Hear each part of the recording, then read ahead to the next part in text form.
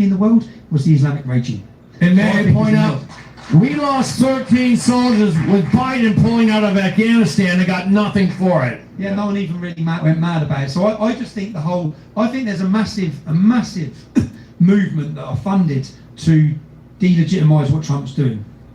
All right, Tommy, this is one of our podcasters here, one of our more popular ones. The Midnight, what do you got? You got a question? I want to know why they call you the Midnight.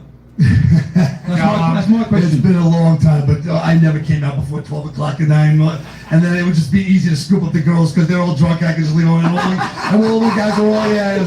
Great answer. Oh, here comes the Midnight to take over our ladies. But, we're living in a much different time now. I've grown up since then. Now I'm like a quarter to 12. But 11 o'clock. Yeah, but first of all, I want to thank Joe the Box, and I want to thank T-Mac. I gotta tell you, Teresa, you don't get enough credit, but you have absolutely worked your ass off to make this happen. So thank you for bringing Tommy here, because I'm so this is fantastic for all of us. I don't know if, and I know that you touched on it, but if I didn't believe in God before, I want to tell you that I believe in him now. A few weeks ago I was there with, we marched to Zohran Mamdani. We marched against the Nation of Islam, and we walked up to Gracie Mansion, and all of a sudden I just heard this screaming and yelling up to the right, and next thing I know, I heard Ali Akbar, and there was this IED that just landed at my feet. Oh, you were right there for that. Yeah, they threw it right at my feet, and if you watch the videos, everyone just started running, and I'm just, my boy's 16 myself, he goes, Dad, you've got no survival skills. You just stood there, looked at it. And by the good grace of God, that thing did not detonate, because I wouldn't be here with you today. I love the jacket, bro. It's the only thing I got out of the divorce. She got the house, the clothes. I got the Louis Vuitton Supreme. She got the kids. Fuck the kids. I love the jacket. But I gotta tell you, I want to touch on this, and I just got back from CPAC. And I had the pleasure, I had the honor to be able to, whether we agree with him or whatever his stuff is going on with Steve Bannon, but he's still the speaker for America's Voice over there in the war room. And one of the questions that he brought up is, who is the number one threat to the United States of America? Which was a blown away question to me. He asked, is it the actual country of Iran, or over here in New York, Zohran Mamdani? And by far, it was unanimous that everybody looks at Zohran Mamdani as the biggest threat to the United States of America. And I got to tell you, living over there in the Upper East Side, and when I will be driving straight to New York right after here into the city, is that we are dealing with a man that is very clear with anti-Semitism. He doesn't care about the Jews, he doesn't care about the blacks, he doesn't care about the Christians, not the whites, not the Hispanics. And when he refers to brown, he's not referring to the black kids that I grew up with. He's referring to the Islamic Jihad terrorists or the Muslims or whatever you want to call it, to people that to take care of. And coming November is a big election. Kathy Hochul is currently the governor of New York, and I boo, and I say a vote for Kathy Hochul is a vote for Zohran Mamdani, which I'm starting a new campaign all the way through for a man who's running. His name is Bruce Blakeman, and we're calling the campaign "Ditch the Witch" for 2026. But my question for you is, we know who he is. He's not even hiding it right now. He ripped off, the very first day, he ripped up Executive Order 61, which was the protection of all the synagogues in New York City. Basically said, the whole Jewish community, you're on your own. He wouldn't meet with the priests, where every mayor sat down with breakfast and lunch with the priests. His wife was very vocal about how he's made it illegal for New York City to celebrate the 250 years anniversary of America. Yes, he did. We've already got 200 men, 200 patriots. We will be marching right to Times Square on July 3rd to say fuck you, Zohran Mamdani. This is our city. And I'm probably gonna be in prison. You've been in the EU. Yeah, but. I don't don't know. I might go with either Mayhem or Burzum. But you know. My question for you is, how do we get rid of a man like this? The country knows, the world knows, and There's a bunch of other cool ones. it seems like, and I gotta tell you, the Democrats, they work very hard. One thing I gotta say is they know, even if their message is shit, they stick together and work. How do we wake up the conservative movement, the Republican movement, and say we've all got to unite and get together? America's got to be first. This is good versus evil. This is not about Republicans and Democrats anymore. This is either you're a good guy or you're a bad guy, and somebody needs to show up in the United States of America. Come on, midnight. Hell yeah. Yeah, there's a bunch of cool ones. Come on! Have you seen the covert recording of his campaign manager when he's out on a date? So I used it in my presentation to Congress. So one of my friends, his partner, does these covert dates, and she went with Mandani's campaign manager. And what he says is, "Oh, we won it through the mosques. We went to 100 mosques a week, and in the mosques they tell them who to vote for." I do. Yeah? Again, if mosques are telling people who to Great. vote for, they need to have their charity status taken. They need to make a new Spawn movie. Yes. And I don't know if you've also seen the footage, again, I use it in my presentation, where Mandani's given a speech in New York, and the imam gets straight up after him, and in his own language, calls for the murder of Christians and Jews, whilst Mandani stood there. Yeah. But I actually think it's great that he was elected now, because if they just get their mouth shut, they're going to infiltrate and get the numbers and control places by being quiet. But they're not being quiet, they're being very vocal. Mandani being elected is, so most Americans viewing him as the biggest threat is good, because it means most Americans are now awake. If he didn't get elected, they probably still wouldn't be awake to the problems that New York faces. So I actually think it's a blessing that it's happened now while Muslims are still at 1%. So you can electrify and wake up the Republican Party to realise this infiltration, this takeover of cities, it's real. Yeah, it doesn't matter what their values are. Yeah. They're going to get elected based on. Yeah, he was on Gavin McInnes's show, and it's like a live show. It's been like almost 3 hours long too. It's pretty cool. Identity rather than their values, which is what we're seeing. So I think it's good. I appreciate you, man. Keep pushing. We'll push here, you push there. We'll keep fighting together. Cheers, God man. bless you. Hell yeah, man. The midnight. The folks, midnight. Come on in, man. The Midnight's like a wrestler, isn't it? Come on, Yeah, true. Leia. He's doing like an American tour right now, meeting with Congress and trying to wake up America to the problems of Islam. Princess Leia. That's kind of hot. But yeah, he even talked about how Britain's trying to make a comeback. All right. Princess Leia's got a question for Tommy. Well, that was my question. Okay. All right. Thank you very much. We'll see you. So my son's very MAGA, and he lives in Missing or Texas, dead. and he Yeah, owns it's pretty many strange. weapons on a ranch. So I'm just wondering, like, what do I need to tell him? Because he told me the last Yeah. couple months that Yeah, I get that a lot, mechanic. Muslims are like growing out there, like, and he's like getting really upset about it. So I want to know I'm also shaggy too. what I need to tell him. What So he you're needs to attorney. do. Chip Boy's running for. Yeah. Chip Boy's running for Attorney General for Texas. Is that right? Now when I sat down with him, like I asked, "What are you going to do?" Hello, Olivia. And I've got a panel in Dallas next Good week. evening. Next week with him to ask these same sort of questions. He knows what he's going to do.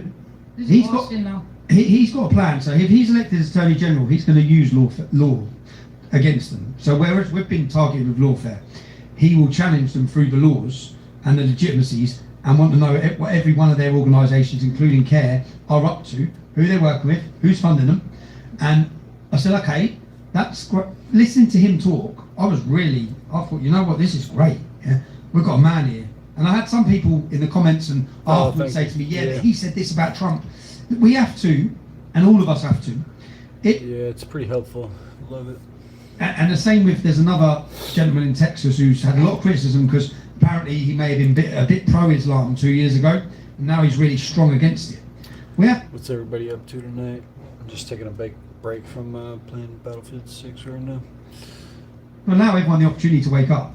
And if they do decide to wake up, we have to support them when they wake up. If you've got a politician who's willing to take the fight on, and when I spoke to Chip Boy, he's already Maybe he made a new account.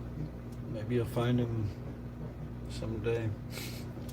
Out to attorney generals in other states. Because the problem you've got, what's that game? Whack-a-mole. Yeah? Yep. One comes up, you whack one down, 10 more pop up. That's Islam. That's mosques. That's what's happening. Yeah? And that's what's happening in Britain, that's what's happening in Europe. That's what's going to happen in the United States. So you need a federal approach across the whole nation that's going to combat these groups. As I said, 600 well-paid, well-funded organisations in Texas who are working to Islamise Texas. How many organisations are working to stop them? A couple of lads? Brandon Gill.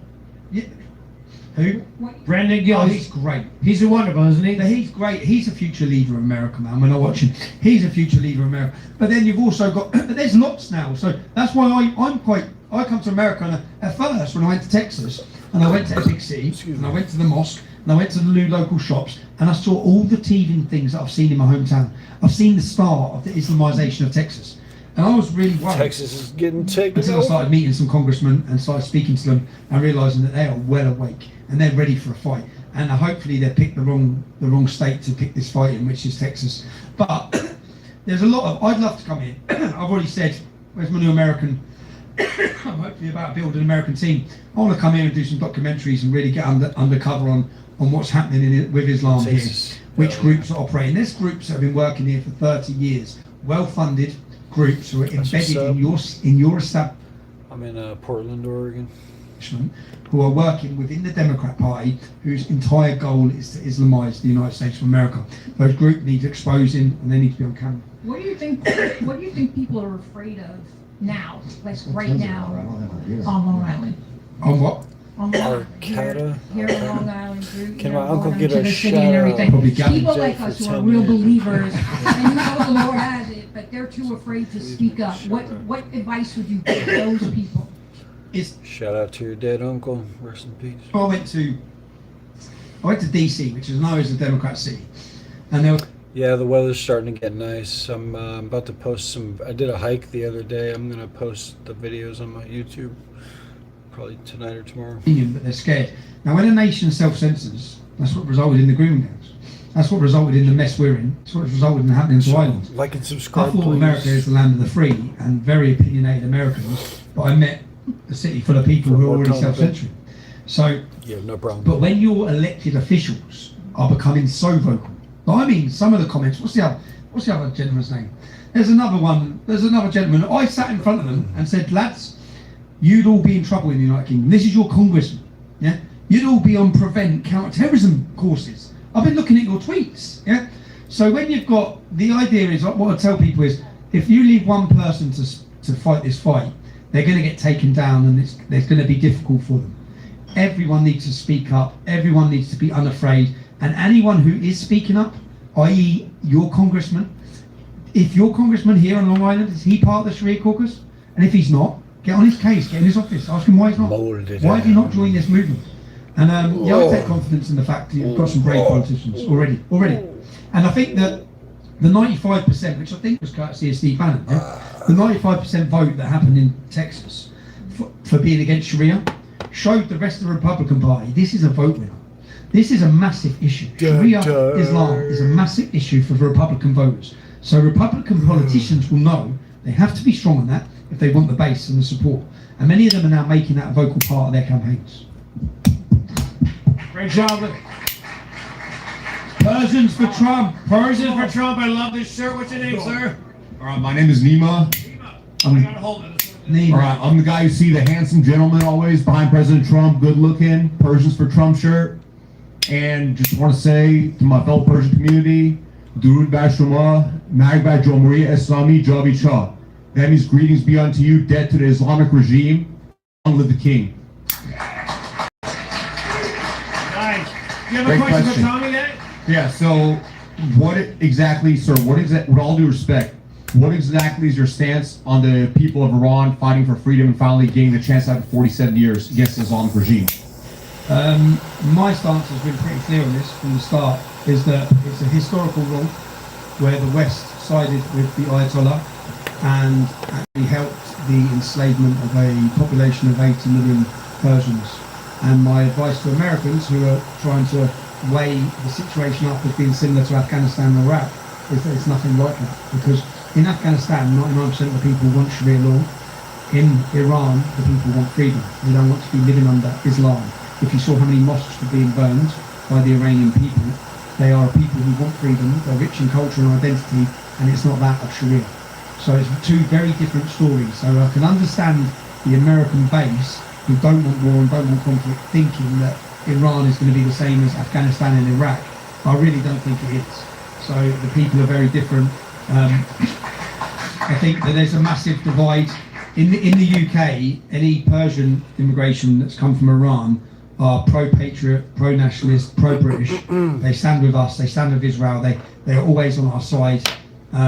It's a totally different migration background to those from other Islamic nations. So yeah, my vocals have been from the start is that I want to see the people of Iran free. Do you know when we look, and you have to think about this, because if you're an American, you might have been scared to speak at some point, right? Many of you have been worried about losing your jobs. These women who are taking off their hijabs in Iran, they're going to get murdered, yeah? And they're still taking them off. When they come out and protest, they're going to get executed, and they're still coming out and protesting. So if you want to look at courage and really look to who to aspire to as a people in rising up against a corrupt government, then there's no better in our generation to look at than the Persian people who have took to the streets and been slaughtered. Yeah, and they're all hot too. There's not an ugly Iranian Oh, one. they're stunning, man. I mean, if you want to put I can't apples wait in till a they're free. I'm burqa, going straight to Persia. that would make sense. But why would you cover such a hot chick? They are so stunning. I've never seen an ugly one once. All right, we got another question. What's your name, man? What's it? Zir, no way! OMG, Marie Zir, I know you. I've been to your house. Marie, do you have a question for Tommy Robbs? Come over here so there's a camera. So I have a question and I a got a statement. microphone this way. Oh, that's your job? Yeah, sorry. Okay, good job. He likes that microphone. What do you got for Tom? Tommy, I think we're wasting our time with the elections. What's happening with all the mosques that are being built? Nobody's paying attention to the mosques being built. Now, I'm a commercial real estate broker, and I studied about the Quran, and I studied Islam since 2006. For 20 years, I've been beating the drums like you, not going to prison, but I have a mouth. And here's the problem. The problem is we're not paying attention to the zoning laws. They're building mosques left and right. Without stopping the mosques, we're not going to go anywhere. We're just going to eventually fade out, and we're all going to go. They're going to take over. I have a solution, and I wrote it up 10 years ago, and I gave it to the mayor in Texas. I like that one, cold soup. It actually sounds pretty cool. Twix. There's no doubt about it in my mind, bro. Complaining because she lost a lawsuit. There is a Twix is so much better. law in the United States called RILUPA. RILUPA is a real estate land use. Haven't you seen Seinfeld? It's the king of all chocolate bars. Zoning, and this RILUPA it's federated, it's federal, and you can't stop it. But I have a solution to stop it. I'd be willing to offer it to you. I don't know what it's like in England, but we in the whole world have to get together and stop the mosques from progressing, because first they She's not lying. She's not lying. First they build the mosque, and then they bring the people, and it's not going to stop unless we're able to tackle that. It's all I'd like true. your comment on the mosque. Again, I wouldn't build another mosque, and I don't think they should. A mosque is a command and control center. And again, in the presentation to Congress, I showed not just my opinion of that, but President Erdogan, who said that the dome is the helmet, the minaret is the bayonet, the faithful are our soldiers, and the Yeah, I agree with that. mosque is our barracks. So every war has always been launched from the mosques. Right. I'm in Portland, not California, but close enough. Any war, anywhere, we have to stop pretending that a mosque is somewhere they pray. That's The right. mosque is the command and barracks. control center. It's Right. an army It's got barracks. this some Right. radical. Yeah, some people tell me I look like I play guitar, but I don't. But I should. Maybe I should. I like drums better than guitar, but they're both kind of cool to me. I just never learned it. And when you walk in, Yeah. shelves and shelves of radical pamphlets and propaganda. And again, what I tried to do in that presentation, which I'm going to try and do in 2 days in Florida, is none of it's my opinion. Let's listen to what they say. Yeah. Colonel That's the way to Gaddafi, do it. Colonel Gaddafi said the biggest weapon we have is the woman's womb, and we will take over Europe without raising a sword. Yeah? Erdogan said, don't have 3, have 5. Have these many children to take over. It's not a fluke how many babies they're having. They use it as a weapon. Procreation is a weapon of Islam. And I think it is a weapon, and we should use it. Yeah. Make babies, get married, have kids. Yeah, but instead they're using the opposite against us. They're stopping. Right. Yeah. What do we hear? Abortion. Save the climate, don't have babies. I've never had one abortion my entire life. Tommy, we got another Tom here. Tom, what do you got for Tommy? So there's 2 things I want to say. And the first thing I want to say is loosely related to Islam, but more about immigration overall. Right now, there is a Dignity for Immigrants Act that is being co-sponsored by both Republicans and Democrats, which will give any immigrant that has entered this country illegally 5 years before now, so 2021 and before, is going to give them complete amnesty. And one of our Long Island Republican Yeah, I used to skate, but I don't skate anymore. Used to skate and longboard. And then I broke my knee, and then, yeah, I don't skate anymore. But I still ride bikes and scooters and stuff. Nickelodeon is actually co-sponsoring that. We need to let him know to take his name off that sponsorship, as well as Mike Lawler upstate. How So is we Trump- need to how keep is that Trump in allowing mind, that? people. All right? How's Trump allowing that? How's Trump allowing one of his congressmen to sponsor? Well, it's not just one. It's about this. There's many of them, including many Republicans, which is why we, as the people, where the Constitution says we, the people, need to open our mouths to our congressmen, especially those who claim to be conservatives. We need to start saying things. We need to start speaking up so they know how we feel. Because we cannot allow illegal immigrants to become legal immigrants in our country. That's not going to happen. We can't make that happen. Next thing I want to say is there are many tools, as you were saying, like Chip Roy, if he becomes Attorney General, he's got some tools he could use, different things we could use to possibly slow the curve of Islam in this country. But one thing I want to encourage everybody here, if you claim Christ as your Savior, if you claim Jesus as your King, then you got to get on your knees, start praying for this country. I think it was younger than that. And you know what you got to do? You got to start converting Muslims to Jesus. That's what we got to start doing. And I would say that to you too, Tommy. I said it's one thing to march and make yourself known, What up, but it's one other Christopher? thing to have that incredible relationship with God. And I encourage you to get that. Part of what the United Kingdom has done is spawned a Christian revival in Great Britain. Anyone who's been to our events can see it happening. There's a mass movement now of young men who are finding God, but they're not finding it within the church, they're finding it outside of the church. Amen. Great job. Cheers, man. Thank you, Tom. Who we got? Playing a lot of Battlefield lately and streaming, watching YouTube. Chillin. I like the old silver. Yeah, man. We're bringing the South back or whatever.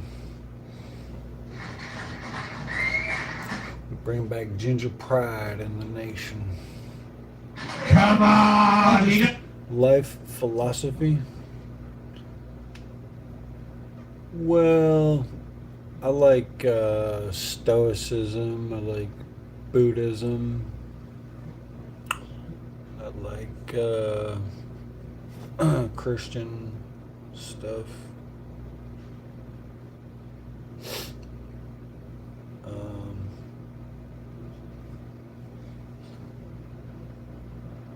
I like history. I don't know specifically. You got a question for Tommy? What is it? Let's go. Hi. Hi, Gavin. Hi, Tommy. My Hello. question is a two-parter for you both. I've written it out so that I don't take more That's time. 4 things. Yeah. Tommy, clearly you've learned a lot in the past 23 years of your activism, from when you were a young and dumb hooligan to now. I'm saying this with all due respect based on my research, so please know that. What's your take, and you're welcome to answer this as well, what's your take on people who've stated online that Jake Lang is your American, quote, copycat? He's no stranger to many of us in this room, but to those who don't know, Jake was the organizer of the Americans Against Islamification protest on March 7th in New York City, where several men in this room I know personally and I'm very close with were documenting and discussing what was happening, and whose lives were thankfully spared when the Muslim kid who yelled Allahu Akbar had thrown the nail bomb in the failed terrorist attack. Thankfully, no one was injured in this room. My question is to you, what's your take on Jake Lang, whom I've done a lot of research on, and also what is your advice, and your advice being the leader of Proud Boys, for people who want to protest but more safely? My take on Jake Lang: fearless and brave. Doesn't mean I can't sit and say I agree with Jake Lang on everything, because I don't know what he stands for on every other. That's crazy, man. Stay safe out there, man. Mexico scares me with the cartels and shit. He was falsely imprisoned, right? Spent 4 years as a prisoner, and then was freed. I can only speak for myself. I spent small sentences on solitary confinement, and it fried my head and messed my head. It absolutely messed my head at times. I was broken at times, and I had a real hard time. I don't know what Jake Lang has going on in his life. I'm totally unaware. All I can say is that any man that stands up the way he stood up, some people could question, is he being provocative? Who cares if he's being provocative? For me, when I watch him, at times I think lunatic, but brave and fearless lunatic. I didn't know that you're not aware of the more That's crazy. updated info on him, so that's all. But I'm okay. not. Yeah, I wouldn't even know what to do about the, I wouldn't know how to tackle the cartels, since, like, it feels like the government is, like, taken over by the cartel or whatever. Seems like a tough situation. We gotta say in Mexico. He's an interesting character, because I'm told from reliable sources he's a scam artist and everything he does is fake. But that protest with the pig that was fucking cool. So, as Enrique Tarrio said, I find it hard to believe. If he was a scam artist, it's still kind of growing on me. Yeah, I hear, because there's lots of accusations against anyone in our field that stands up and does anything. Yeah, totally. So it's hard for me to trust and believe anything I hear. So as I said, I don't know enough about Jake Lang and every accusation against him, whether it's true or whether it's false. I can only comment on the fact that a man knows full well people are going to want to kill him if he does certain things, and he's doing it. Right. Yeah. And what's your advice, both of you, for people who do want to continue protest? Because obviously this is... For people who want to continue, I learned a lot, as I said, with the English Defence League, with my how to protest, how not to protest. I want my protest environments, which our last environments have been, to be safe for all those people who protest, and to make sure they're not going to end up in jail. Because under my leadership of the English Defence League, lots of men ended up in jail. As I said, I've grown up a lot, and this is the most serious battle of our generation, of our life. And I think that it's important that people are able to come together in mass numbers, because it sends a message not just to the establishment, but to the others, that you're not fringe, you're not isolated, and you're not on your own. You're mainstream. You're part of a mass movement of people who think like you, who want what's the best. Our views are mainstream, but they've made us feel like they weren't for so many years. So I think that peaceful protest is so important. But in amongst peaceful protests, I've experienced the way they're infiltrated in order to benefit the establishment and the media. Literally, when we'd have demonstrations, they'd be infiltrated by people to provoke violence, and the media would act as a weapon for... That's crazy. A totalitarian state has different weapons. Yeah, it's maybe they got to do something though. One weapon, and that media would then photograph and then bandish that across the country to then defame and slander the group of protesters, which is what I saw happen to the Proud Boys. I remember speaking in a meeting with the Proud Boys when they first set up, and I said to Enrique, they are coming for you. Yeah. They're not gonna rest till they break you. Yeah, they need to end you, and they need to set an example upon you. So I've met people since I've been in America, and when I spoke about the Proud Boys, who were like that, I said, you really don't know what you're talking about. Yeah? They're not a far-right race group. It's all bullshit. It's all bullshit. So if that's all bullshit about the Proud Boys, if all the nonsense about me is bullshit, how can I comment on Jake Lang? Yeah. Thank you, Alex. Thank you. Can I'm not saying we have Proud Boys here, but if we did, can we have a round of applause for the Proud Boys if we had any? I'm not saying we do.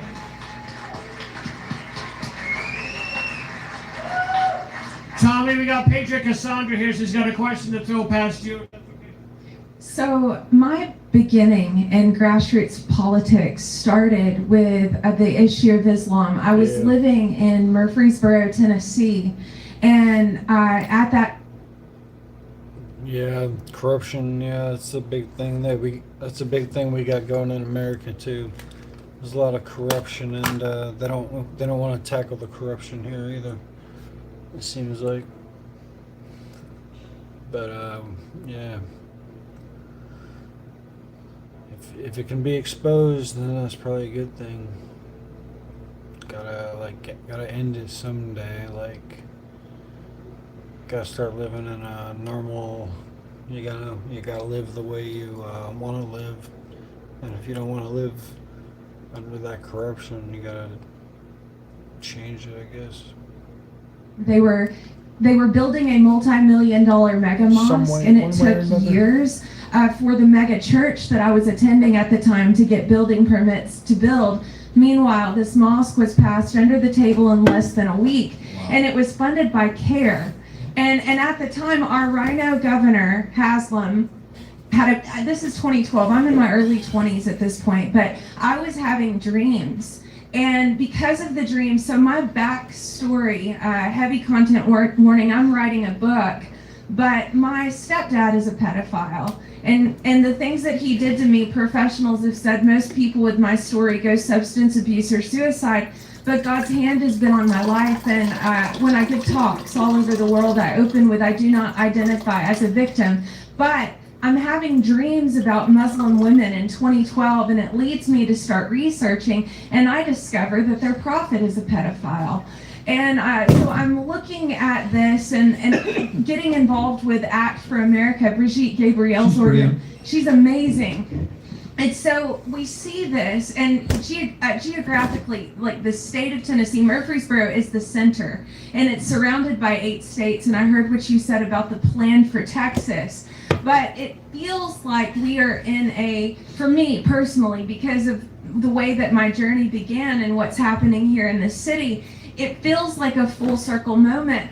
And I know that talking free speech is important. I know our right to peacefully assemble is important. But as far as actual strategy in holding our country and preventing what is happening in the UK from happening here, what is your advice? Advice is that you need to wake up every Republican politician to understanding what Islam is.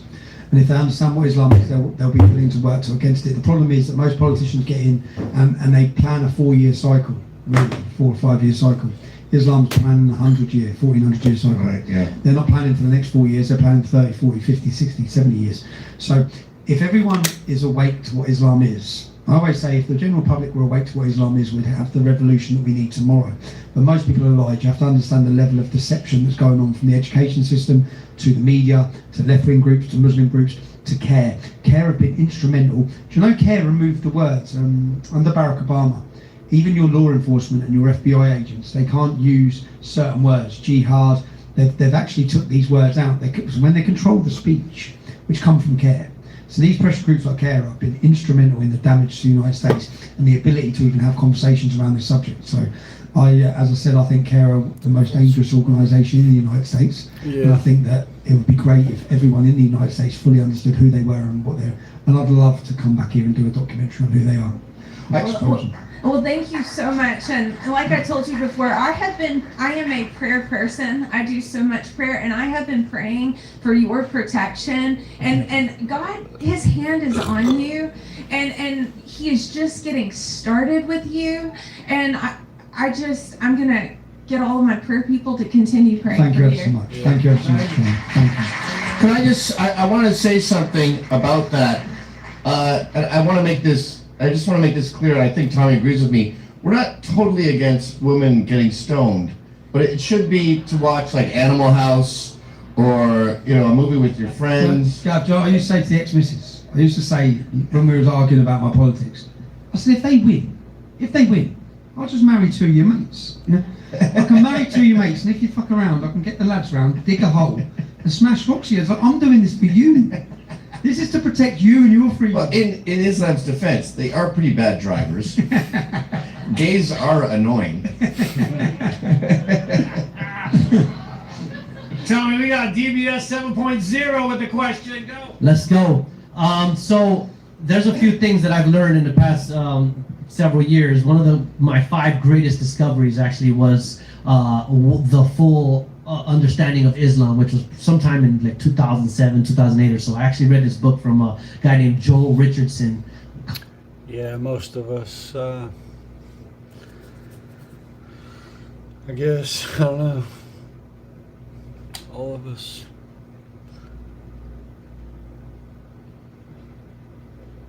Antichrist, Islam's Awaited Messiah. I think he got an updated version of that book, which is Mideast Beast. But my question is this: I'll say a few things, and then you tell me how you feel about, or you've had. My boys aren't great at getting to the point. I've noticed. So there's Islam. The Quran is basically a mirror of the Bible, but in the complete opposite. For example, all the good guys in the Bible are the bad guys in the Quran. And for example, like the Antichrist, who we call the Antichrist, and all the things that the Antichrist is going to do, that's just what happens to be what the Al-Mahdi and Dajjal and Jesus are going to do in the Quran. So our false prophet is Jesus to them, who comes and tells everybody he's just a prophet. I just wonder if you. Yeah, he had some good predictions, but yeah, he's interesting. You have this angle, if you've ever approached this angle in part of the things you talk about, which is that one, two, that Islam has about 120 or so violent verses towards Christians and Jews. And a lot of people don't understand that this is an ongoing thing since forever. You know, we have this war right now with Iran, and everybody blaming Israel, and you know, Palestine has the right to exist. I like something that you said earlier about you know, the person, the Arab is not the problem. It's Islam itself. There's beautiful Muslims who are peaceful and wonderful people all over the world. But when they are infected with this disease, this cancer, which is Islam, they are subject to anything. There's no limit to what they're willing to go for their God to be until the entire world is Muslim. So my question is, have you approached this angle? Is part of, you know, your talking points this angle of, you know, their, you know, parallels to the Bible, parallels to the Antichrist and end times, parallels to you know, the violence in the Quran, and their ultimate goal that says all the world must be Muslim, or they will not stop fighting until all religion is for Allah. That's what the Quran says itself. It actually says, "O ye to whom the scriptures have been given, believe this which we have revealed to you through our servant Muhammad before we obliterate your faces and turn your head around backwards." That's directly to Jews and Christians, and it's talking to the people of the book, which is the Jews. So, do you approach this angle? Are you aware of this angle? Have you ever gotten that deep, or is it just your view as, you know, your experience? Of course, he knows that shit. I think you experienced more than what the US. In 2011, I'd done 22 weeks on solitary confinement, and a Muslim outreach organisation sent me in the Quran. I thought, right, I'd seen all the problems. I'd seen Muslim playground, non-Muslim playground. All the Pakistani gangs were a problem. I didn't understand it. So someone sent me in the Quran, so I thought, you know what? I've got enough time on my hands here. Let's have a little look at this, yeah? So I opened up the book, and every verse that says do not be friends with Christians or Jews, I wrote down the reference number. And I made lots of different points and started writing the reference numbers and putting them together. And I very quickly realised that I had pages of references of do not be friends with Christians or Jews. So when I come out of jail, I thought, right, now I need to get my head into Islam and to the Quran, because now I understand this book's the problem. If you have a book that's teaching children not to be friends of Christians or Jews, just like if all of us as white people brought our children up, do not be friends with black children, then that's going to create white areas, white ghettos, then none of them will be friends with black kids. And that's exactly what we're seeing with Islam. Then understood and started looking in and understood that in the first 10 years of Muhammad's life, he was a peaceful man. Yeah? He had like 350 followers.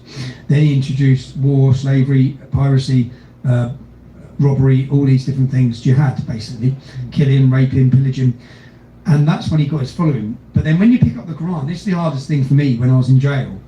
I picked up the Quran, and one thing Muhammad says one day is next to something he said 20 years later. So I thought, this is an encrypted book, yeah? It's like every great war manual would be encrypted.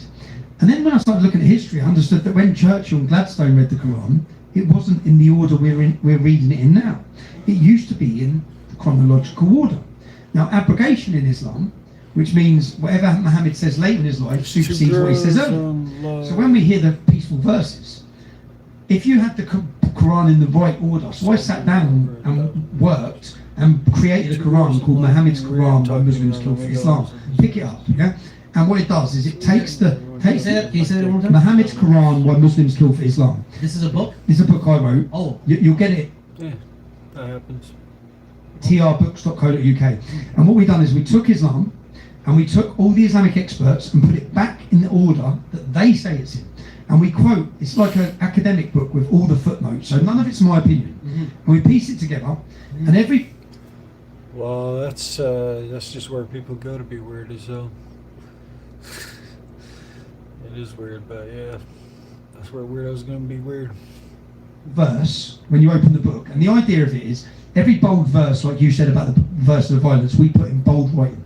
So when you open the book, all the verse and violence and hate is in bold writing, so you get the message quite quick, yeah? Same with Meet Me. And when there's a peaceful verse, it just have a little thin line through it, yeah? And then afterwards, it has Surah 5:9. It has whichever verse supersedes it later in life. So you quickly see a peaceful verse, you flip to the verse that it says supersedes it, and you read, because on Muhammad's deathbed he said kill all the Muslims or Jews, yeah? Kill all the Christians or Jews. So for me, understanding Islam, and understanding that when... Do you know your book? Do you know your Royal Marines? Do you know the song? Thomas Jefferson. Yeah? I use this in my presentation as well. Do you know Thomas Jefferson wrote a letter? And what he was trying to understand is, American ships were coming under attack by the Barbary pirates. Yeah? And he couldn't understand why. So he writes to Tripoli. He said, what the fuck is going on? We're not at war with this lot. And the letter that he gets back, which is in his writing, yeah? And he actually, there's a Quran that he wrote on, that Jefferson wrote on. And what it says is that they are attacking us because Muhammad has instructed them to attack us until the whole... This is Jefferson, right? And then the song from the Royal Marines, your song, it talks about the land of Tripoli, which was the first time that the American flag was put on another soil in a war. And Jefferson said, his words, well, this is our first war.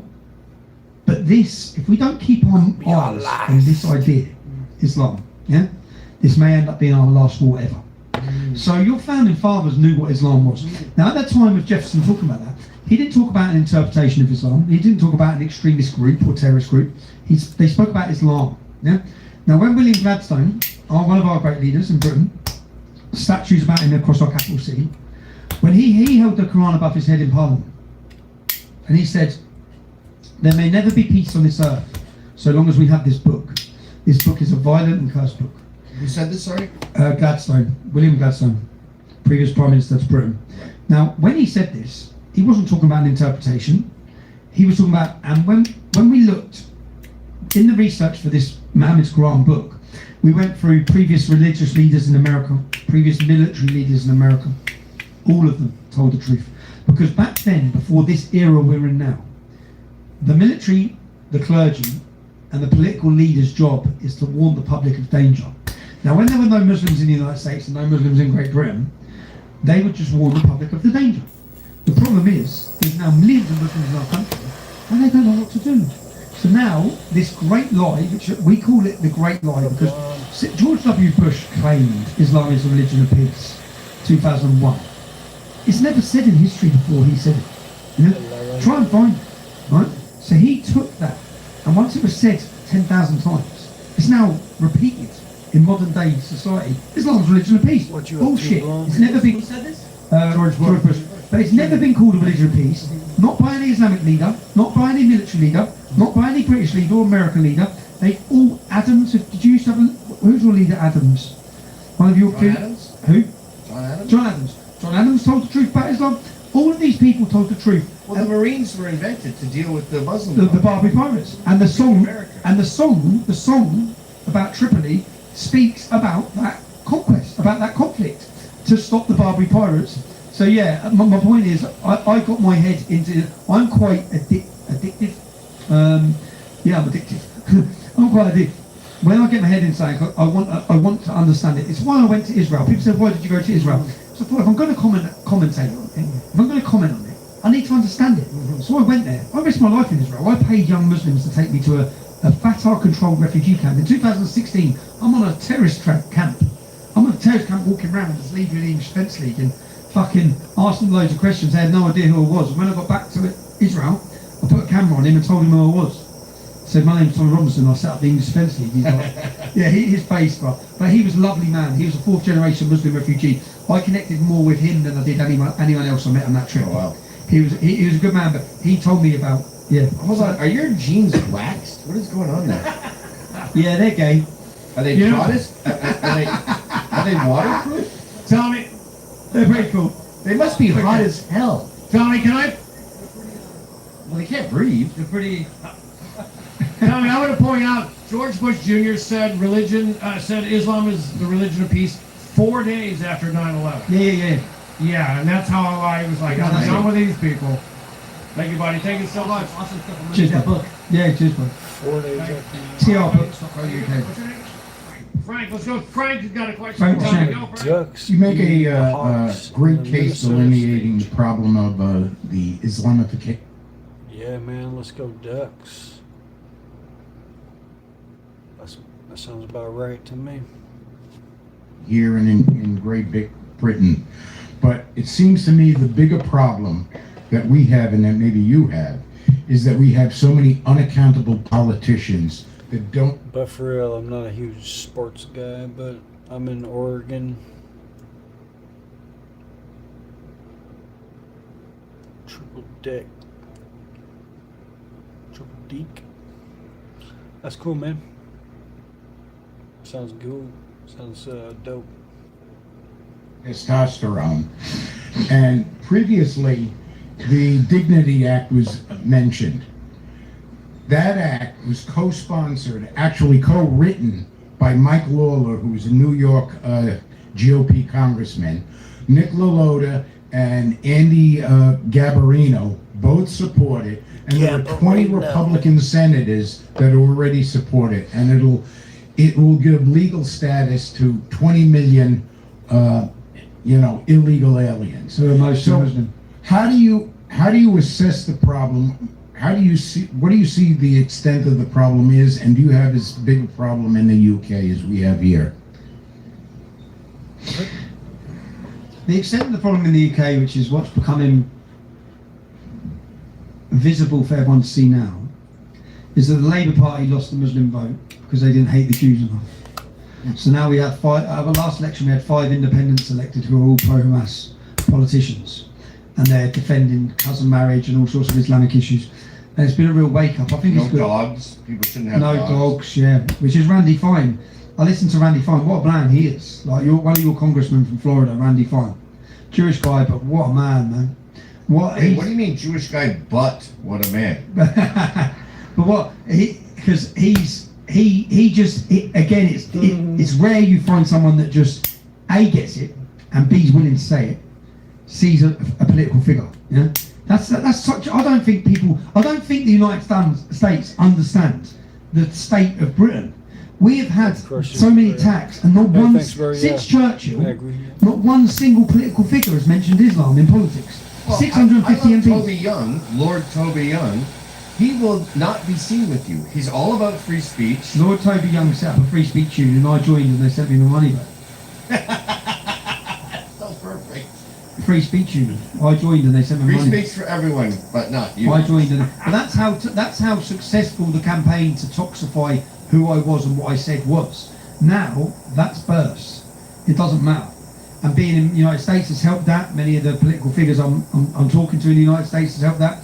Many things have helped. Just 3 years ago, it would have been unimaginable for me to be having the platforms and discussions with people I am. Like, What, you were in a fucking cage a year ago. oh no, man! I don't want to be in a cage in another year. I'm already fucking. Good. We got Pedro Mike here for Tommy. What do you got? I'm kind of piggybacking on a couple questions earlier about, the anti-Semitism online and the guys my age. So the guy that was up here earlier kind of looked like a stereotype kind of thing. So like guys my age are really the problem, I think. Like, how do we deal with that? Like, where you were saying Christ is king earlier, but like they're saying using that against Israel, not like there's guys saying like Muhammad is based, Islam is based. Like, how do we deal with that? We do it by Like, having. what's your opinion on like Tucker and Candace and these guys going full like 180 against Israel, against like what do you think that is? We do it. I think it's Qatar. I think it's a very successful campaign from Islamic nations. But what we do it by explaining to Americans, because I don't blame many Americans because they don't understand what Islam is and they haven't lived with them. And when they're hearing it, oh, it's the Jews because they want the Christians and Muslims at war. This didn't start in 1948. Yeah? Let's not pretend it started when Israel was formed. There's 1,400 years of jihad. Do you know the Quran is 9% Jew hatred? No, Mein Kampf. Mein Kampf is 7% Jew hatred. And the Quran is 11%. Yeah? The Quran is so is X right now too, you know? Yeah. I think that the best solution for people who criticize Israel is to freeze their bank accounts and get them fired. I mean, but like, and send them to a camp. I think it just comes from education. So many in America have not grown up around. That's why I'm so happy I'm here, because I get to speak to an American audience and say you've got no idea what you're talking about. No idea. In all honesty, what the fuck does Tucker Carlson know about growing up around Islamic gangs? How many victims does he know that have been raped? Jews aren't raping anyone. Jews aren't selling heroin. Jews aren't destroying our nation. Hold on, Tommy. This woman is leaving. Hey, lady who's leaving, did you want a selfie with Tommy before you left? Lady, hey! Yeah, let's do it. Yeah. Sorry, we've been nattering on here. It's all right. I don't Let me want come to on. I'll go get that You trophy. got a question for Tommy? I'm gonna go get that trophy. this trophy. I guess so. Just a picture. Oh, do it. picture. We can do Sorry. that. All right. All right. Any other questions? Are we, folks, let's hear for Gavin McGinnis, Tommy Robinson.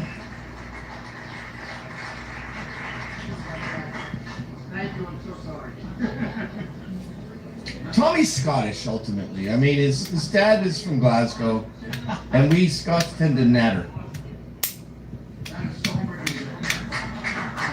All right. Thank you so much. All right, let's do the selfies by the nutcrackers over there. Gavin, So, Gavin, I think we're gonna have them do it on stage and come this way. Okay, great. It'll be better flow. So, anybody, couple of things really quick. You do First of selfies all, here on are you stage. ready to wrap up? This was a good episode. Are we ready to wrap up? Yeah, let's wrap All it right, up. let's hear it for Gavin and Tommy, guys. Thank you so much. What we're gonna have. Yeah, I really hope that that the takeaway from this is a white pill, and that we see someone like Tommy survive this That's endless American. persecution, and we go, he keeps getting back up. We can keep getting back up and fighting this demonic force that's trying to crush the Western world. And I'll just thank at the same time. I'll thank Gavin. I'll thank the host of this venue. I know Ezra played his part in setting this up, so I'll thank Ezra as well. And I thank everyone Not a huge who's part. coming and sharing the evening. I've had a nice night, yeah? Thank you. Thank you, guys. Let's hear it. All right, so what we're gonna do is, who did the raffle? Everybody have raffle tickets, blue raffle tickets? You can get that out. We're gonna. That was long. I can't believe I watched the whole thing. It was interesting though.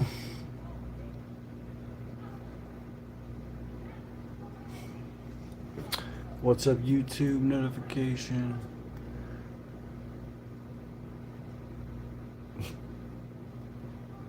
I mean, yeah, he's right, or she.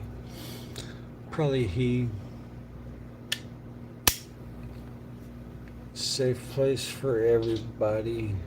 What the hell was that? If everyone needs a safe place, a little ASMR. Listen to this lighter.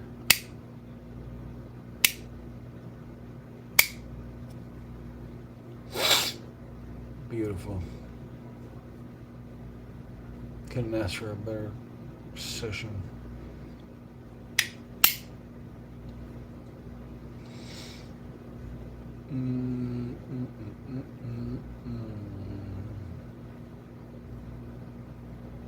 What's emotion? Crackheads and cokeheads, of course. Crackheads and cokeheads, welcome. Welcome. Nothing is impossible for God. I'm just gonna take a dab head. If my lighter ever turns on. 5 in Willoughby. It's being defective lately. It's supposed to turn on when I open it. What kind of sick game is this? I have to bash it to get it to turn on.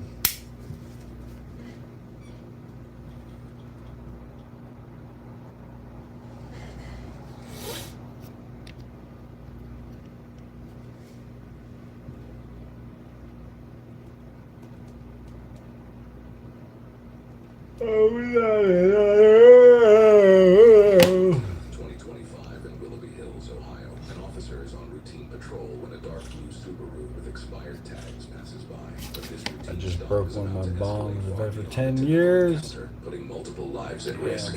Are you okay, man? Rest in peace, man. Not much you can do about it. That's why I want to get rid of this piece because it's gonna break eventually too. Okay, were you in your car? Yeah, I was in my car. Go ahead. Traffic stop. Planet Fitness parking lot. Look at your fitness against temptation. You gotta invest in one of those pieces that never breaks. Howdy! No, I'm expired. Yes, sir. Yeah. I'm just with the cat in the car right now. Okay. You got your ID on you? Yeah, thank you. Yeah, it's just expired by 3 weeks. Yeah, I mean, we're homeless. Been homeless that time. Yeah, I'm hoping we can shout. Where's that? Planet Fitness. My brother's gonna send me a screenshot of this QR code. Hopefully get us in there to shower. All right, I appreciate it. Do you have your insurance with you, Mr. Montgomery? You got your ID with you, ma'am? No, my ID got stolen. What's your social? What's that? Oh.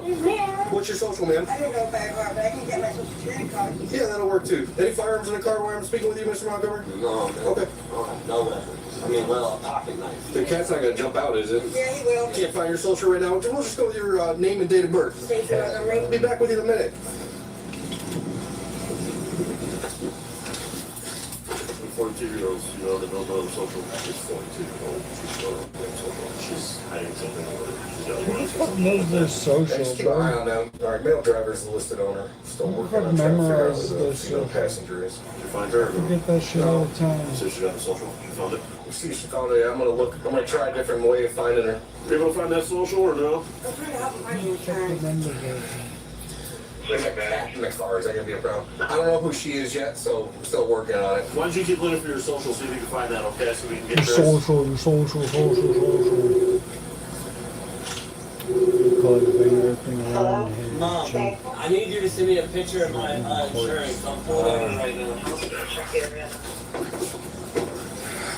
Why'd you get pulled over? Gotta get that quartz, baby.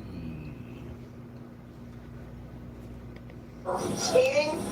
Well, actually, I'm not sure. I'm not sure what this is. This one's not quartz. This one's just, whatever. I forget what it's called. No. Oh, okay, hold on a minute. She hasn't been able to find it? Okay, hold on, I hope it don't hang up. You haven't been able to find it, ma'am? Oh, not yet, sorry. Your phone work when it's not connected to the car? If I ask you guys to step out, will it work while she's outside the car? What did I even get pulled over for? For the expired license plates, which you said you were aware of? Yeah, and I'm trying to get that fixed. Okay, yeah, no problem. I can't find her information, though. That's why I was going to ask you guys to step out of the vehicle. Our car looks like. Yeah, I see. Come and go. And are you even legally allowed to? Absolutely, yes, sir. Because of the tag? What's that? Because of the tag? Am I legally allowed to ask you to step out? Me? No. Her. I know you can tell me to step out. Yeah, I can tell both people. Yeah, but you're asking me.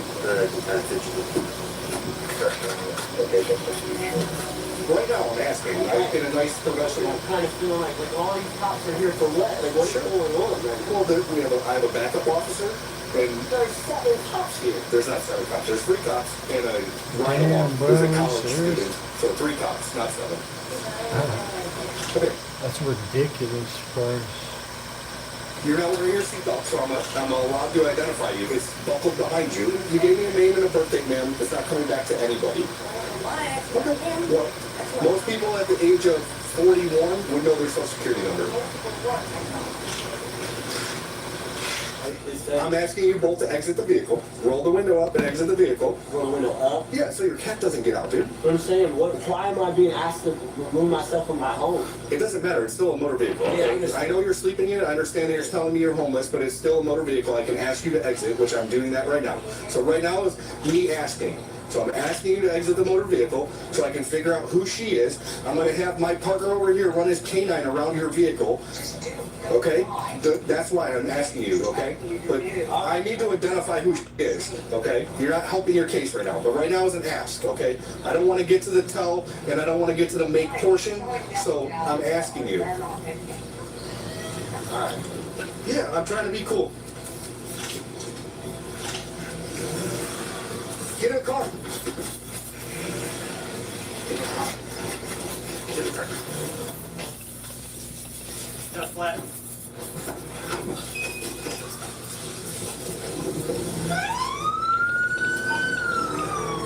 Well, if that vehicle's taking off.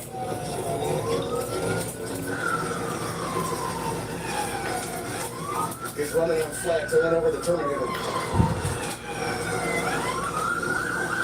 We're in the back lot of Sharky. It's going toward Lake Road.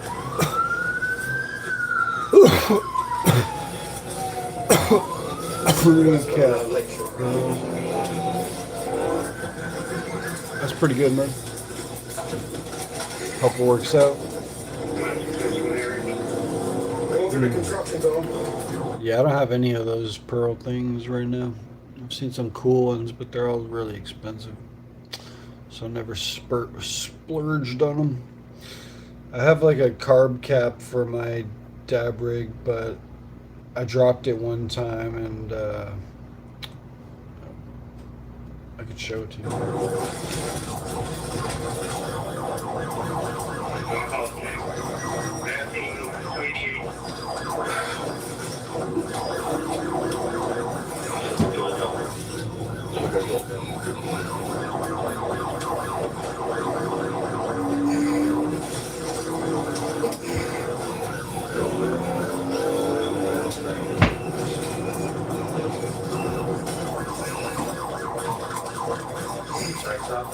Actually, I can't even get in there right now. If anybody, if you got anybody near Lakeland and Lloyd, they're coming up southbound on Lloyd. It's running on at least one flat. Damn it. That's in Grand.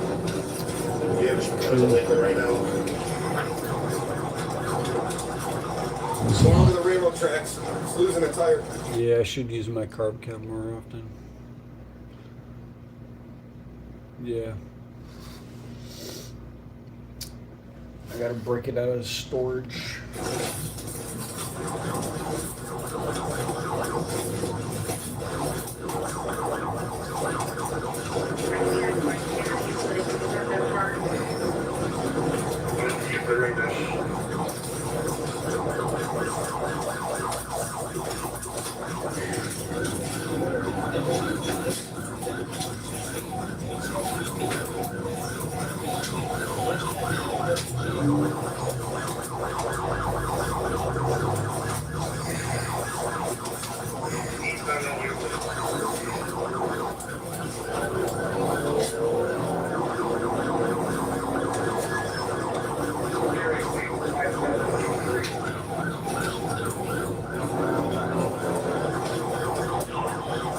Can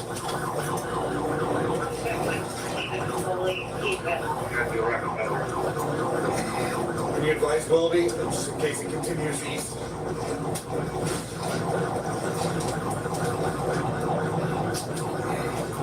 Throw out the windows. Throw something out the window.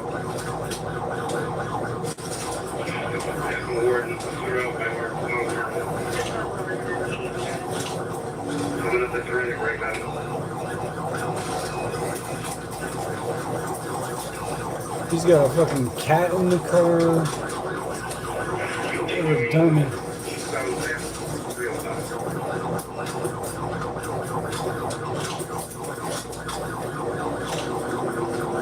Just throwing drugs out the window at Douglas, Oak Ridge. More stuff out the window.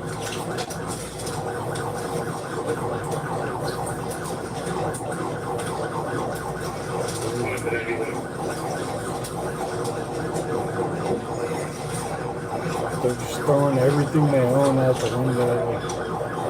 A bunch of dumbasses.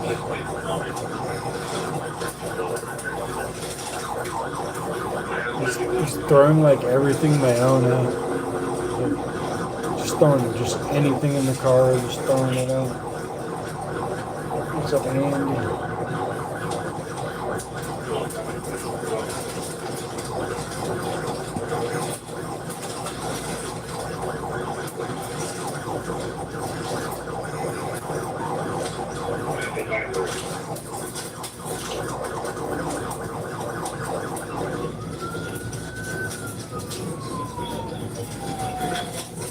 Into the Lowe's parking lot. You tell me. You ready, buddy?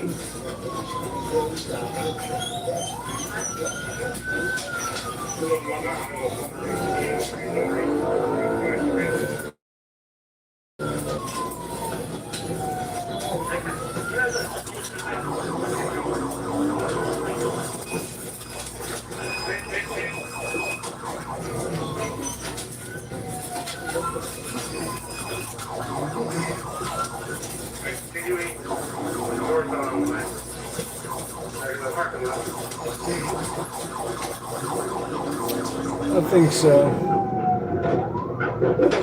I think I've seen it.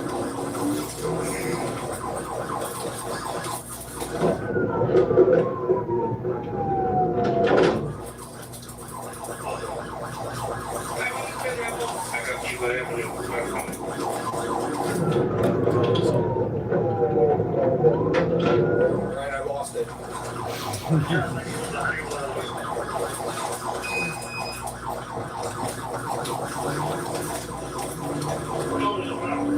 Dark blue. It's only got 3 tires now and damaged bumper's falling off. Blue Subaru sedan.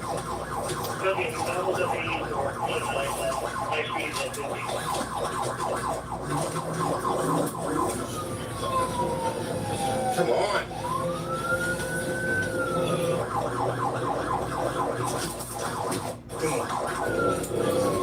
Jesus Christ. Willoughby, get out of the way. I have a female on the phone if I see a vehicle went north on that rush. I just did. Still north on Rush. You got to be 60 or 70.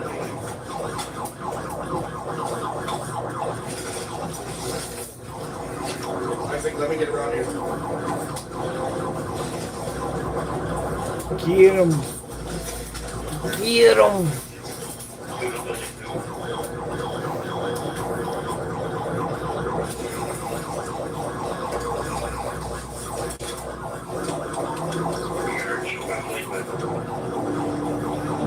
It might just be free.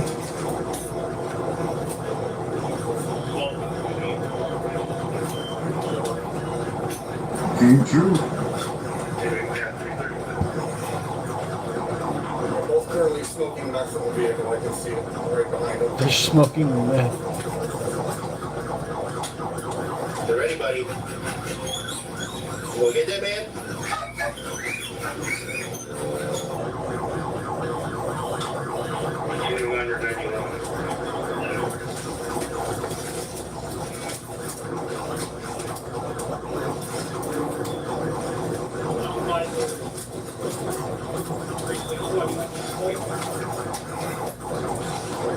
spikes. You can get them out.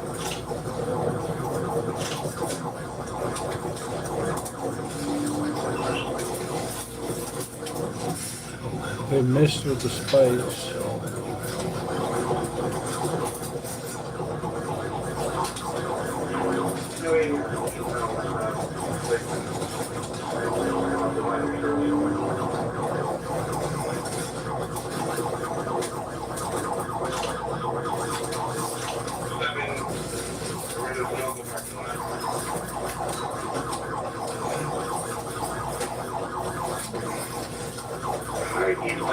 We're going towards downtown Willoughby. Let him go. Let him slow down, Sean. Let him slow down, Sean. Let him slow down. Just back it off and turn your lights off so he slows down. And we're No, he's not going to slow down. Keep crossing there, you know. All right, He's let on him the go. map. Base, you can advise Menor. He's coming into their city. He's going 60, 70 through Vine Street here. We're going to let him go. He was throwing out numerous baggies. There was a whole book bag he threw out and other items. Base, you can let Menor know they're both extremely high. They want fair one. Both extremely high. That's for sure. Drive, dude. The joystick. Going here. The joystick. He said he went eastbound, Johnny take towards Menor. Yeah, those gentlemen are probably they went that way. While officers continue searching for them, the suspects seize the opportunity to make multiple carjacking attempts nearby.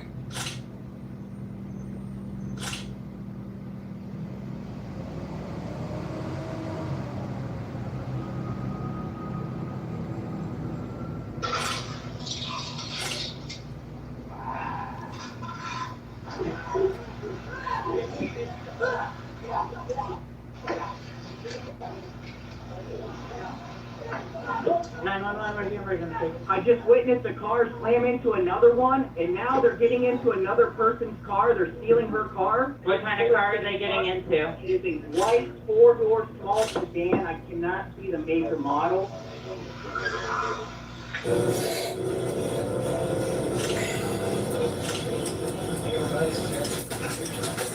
Sean, we just passed it. Looked like it crashed into a house. Just give us back there. There's a house or no? They took my car. It's a 2018 Nissan Versa. License plate. All right, they just took a 2018 Nissan Versa. It's white and it went eastbound from this location. I'll give you the address here in a second. Okay. That's crazy. What the fuck? Are you okay, man? I'm shaking up. Okay, were you in your car? Yeah, I was in my car. They Okay. made me get out. Do they have a gun or anything? We don't have a crowbar. So they turned right on 306. It started heading south. Yeah, Chester Township as well. Contact him. Oh, they got it. Got it? Looks like there's one in Chester.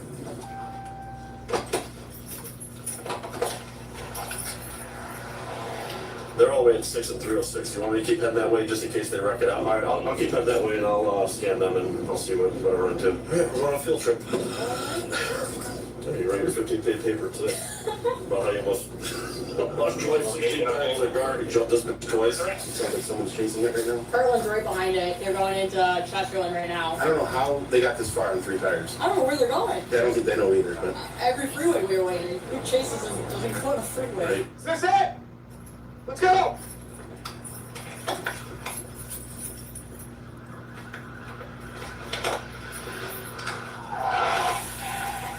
Damn, they have to pop this lady's tire. I think I only have one successful hit on the driver's side. Unfortunately, you damaged your car a little bit. I hate to say it. I'm just Did they get him or no? mechanic, so he said it's smoking, so I can't imagine it's gonna last too long. Damn, bro. They don't damage her car. Oh boy. Oh no.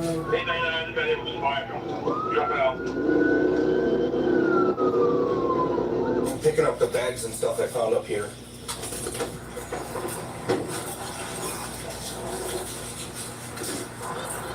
Yeah. What'd you find? Okay, you tell me where it's at and I'll come get it, okay? It's down down there on the sidewalk. I'll show you exactly where it is. Okay, I appreciate it. Passing Washington, speed's about 40, 45.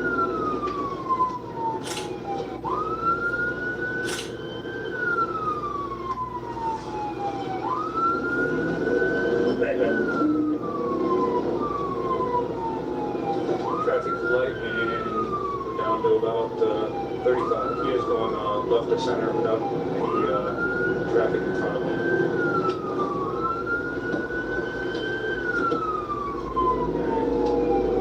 Like he's driving left to center, just like he's trying to go at a car, but he's always pulling back off. Alright, if you go left to center, shut it down.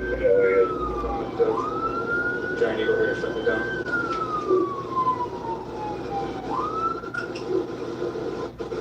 Yeah, he just pulled in the Giant Eagle, Mike.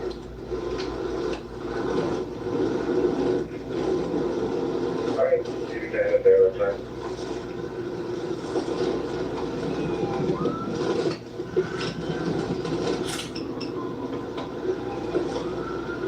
Trying to carjack somebody else, it looks like.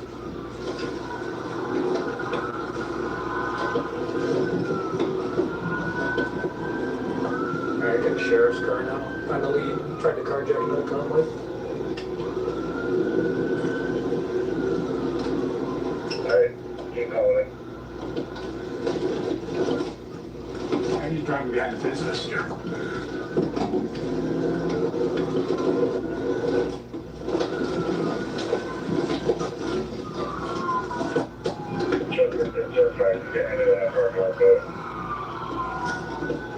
Okay, we'll do it.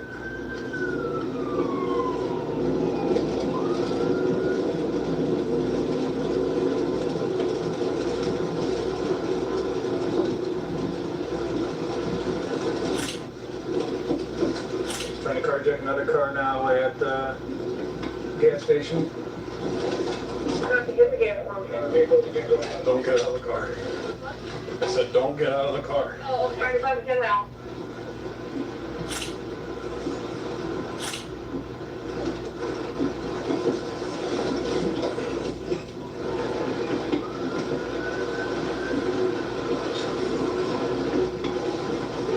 One at gunpoint, one on foot.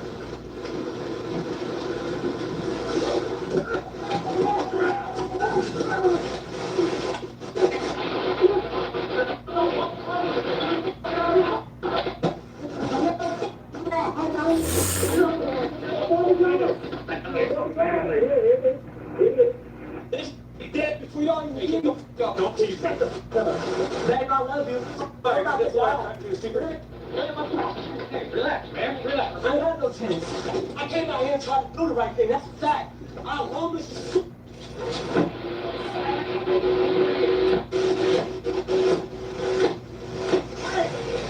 I want to speak to you.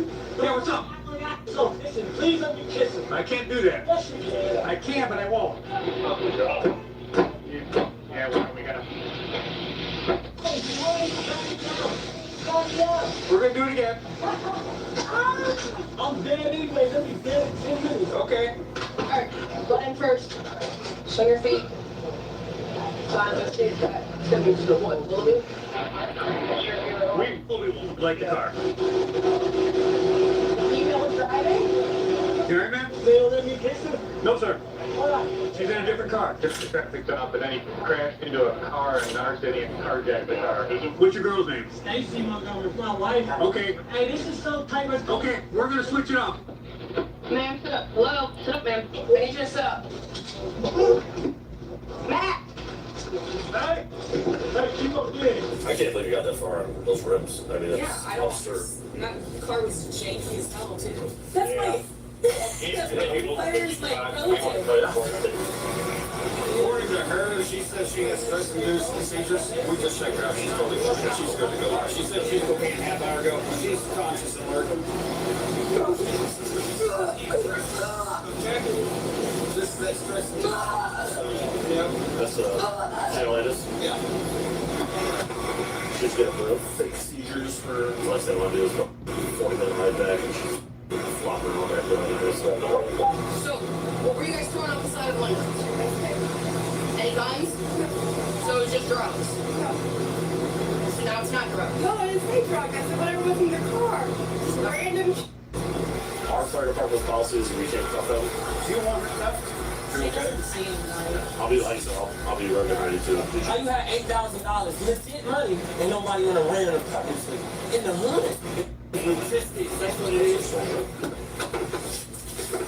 What's the longest pursuit you've done? Oh, that one. Really? Jacob Montgomery, 32 years old, faced charges brought by the Willoughby Police Department for multiple felony offenses, including aggravated robbery, grand theft of a motor vehicle, and vehicular vandalism. Separate charges were also filed through the Willowick Police Department, including failure to comply, obstruction, vandalism, tampering with evidence, possession of drugs, and multiple... What an idiot.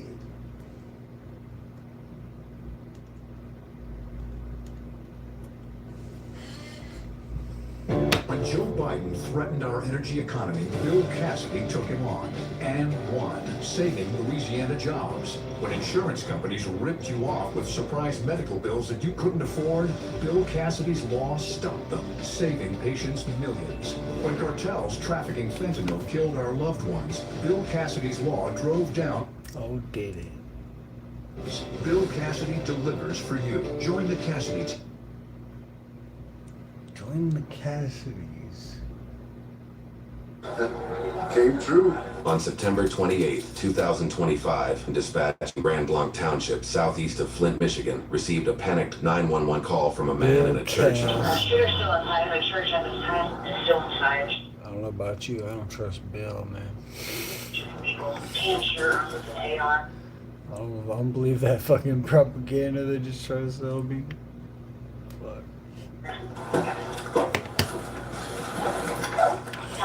Bill. Green shirt, camo pants.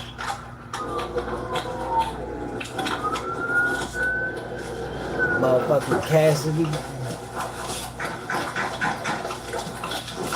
Just a bill on top of the ear.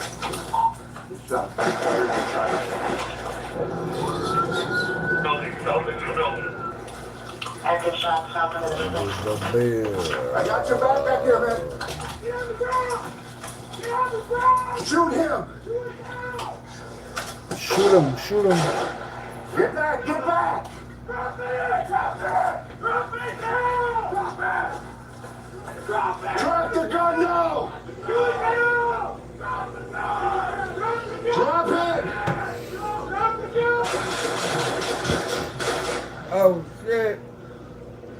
Just popping out. You good? Got CO, you good? Don't move! Any more shooters? In the building, I have no idea. You off duty, police? No.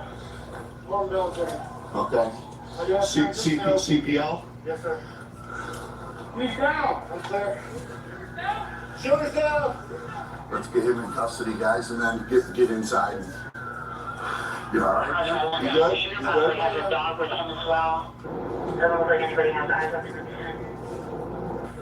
Good, just rehold, just put it away, man, for now. And then have a seat here. Did you fire? No. Did you shoot? All right, have a seat here against the tree.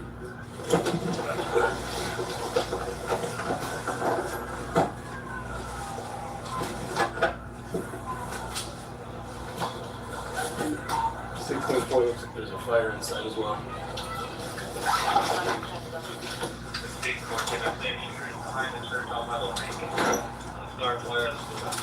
Yeah.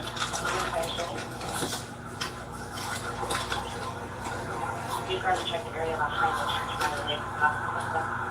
The shooter's back behind the church by the lake. Okay, you are right behind the church near the lake. Find out if we have more shooters. We have a shooter with a long gun down here in the parking lot, so that was the church.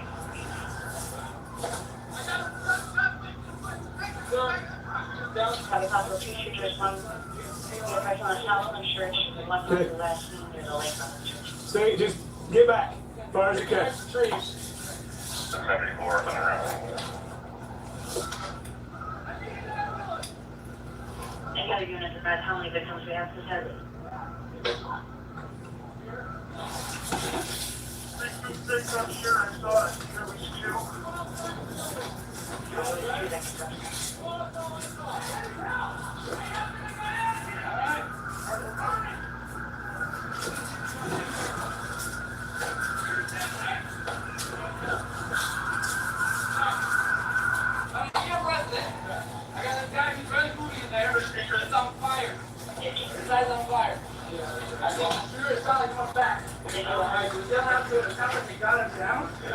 Okay, back up, sir. Go, go, go, go.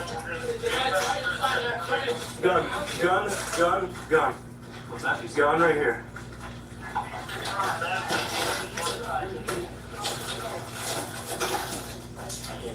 We saw one shooter.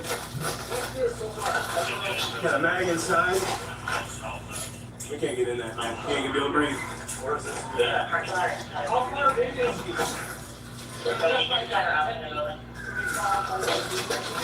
I can't see.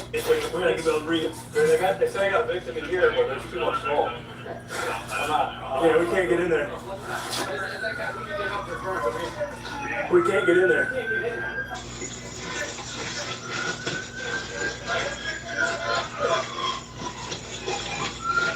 There's so much smoke you can't breathe. No. No.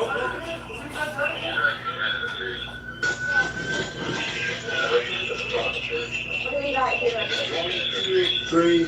Okay, are any of them unresponsive? Good one. Okay. Okay. Where are you gonna do that, sir?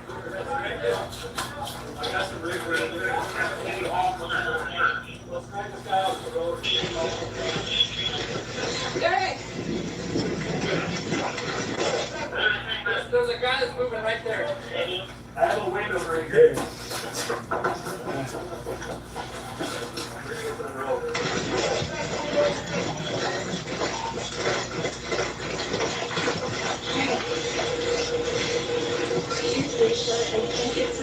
Okay, we'll figure it out.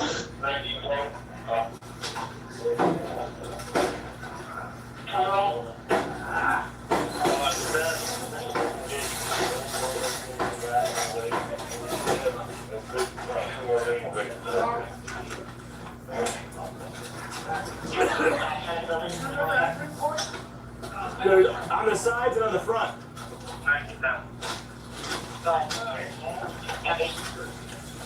Give me it.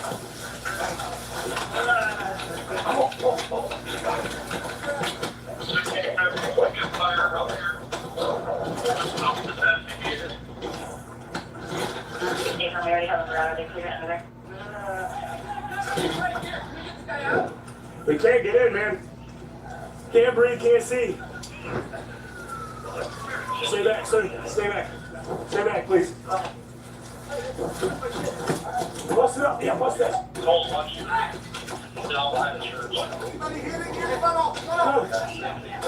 Hey, sir, go. Go. No, we got it. Good job. Come on, buddy. Come on, guys. Come on, guys. Everybody else. Come on, we got you. Come on, we got you. Come on. Good job, guys. Good job. Come on, good job. Go. There are more people. Run. Run. Run. Come on, honey, run. Hey, Come on. anybody else in that room? Okay. We got him here. He's dead. Watch your head. Watch your head.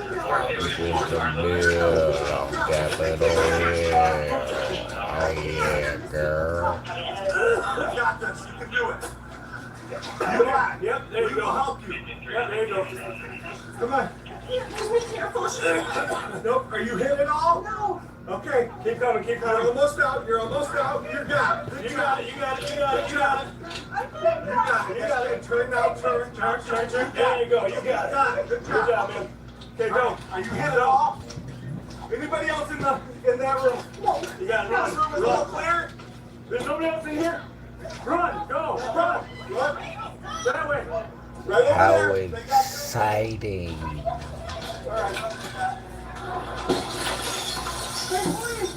Can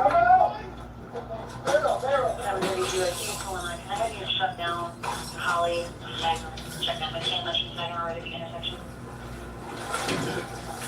Hey, what's up? Can you see anything? No.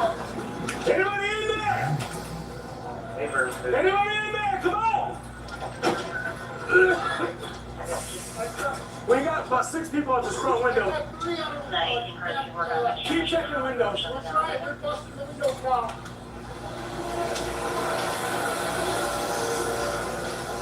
Come on, sweetie, just go back in the grass, okay? Go back in the grass by the pavilion, okay? Yep, go back. There's an officer right there. Go back there. Legal by our.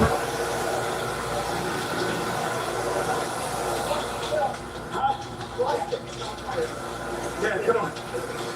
Here we go. Hey, come on.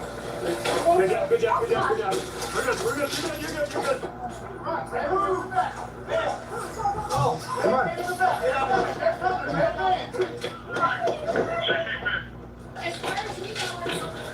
Okay, thank you. Go.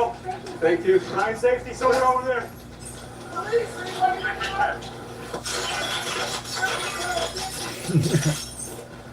Empty. That door's locked. Did we confirm there was only the one shooter on the parking lot, not a second one behind the church?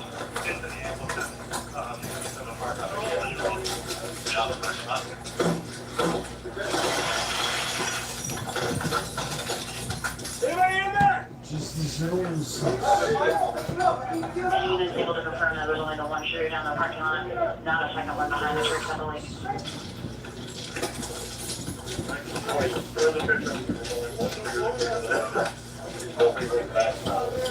Yeah. Just shoot him. Hey, police! Come on, go! We're working that way right now.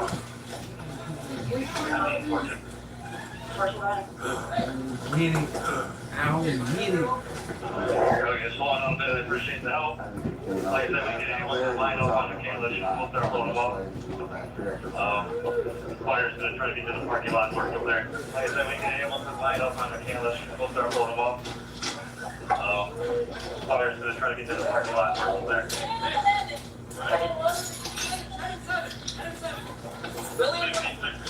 You guys, come out if you're in there.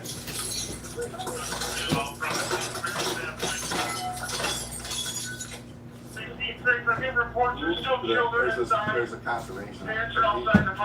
He's good though, he's solid, he's not trying to get people out. I'm just staying here with this right now, but yeah, there are 2 of us engaged him. Reports of school children inside. Parents are outside the parking lot.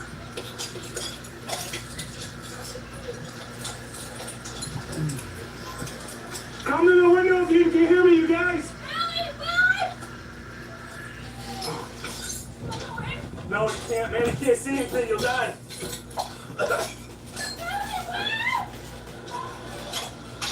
Come to the window, guys. Crawl on the floor if you can. Come to the window. Crawl on the floor. Crawl on the floor, you guys. They're not gonna let you in, man. You can't. You won't make it back out.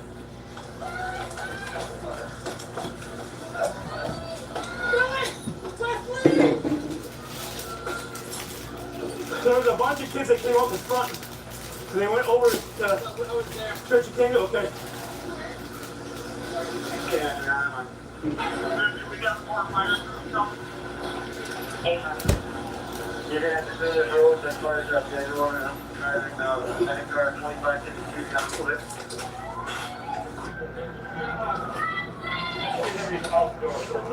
Ma'am,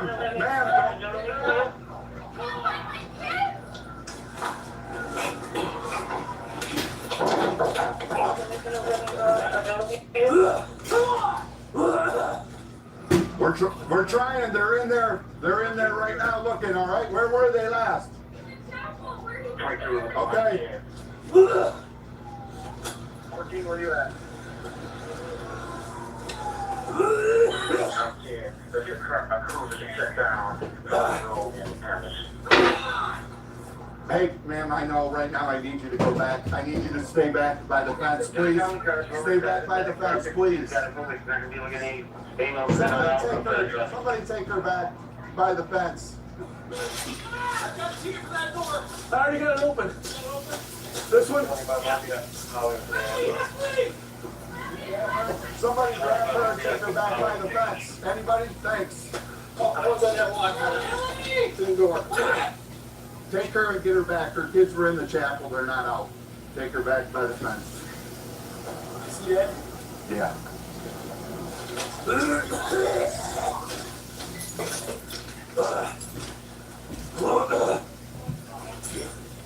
Just this one. Here we go. Yep, that's fine. I got the key.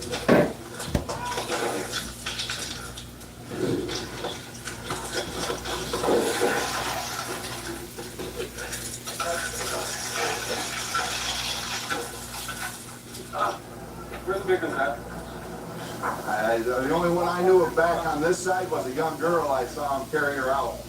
Yeah, everyone's up front, I think. Guys, if you hear my voice, come out here!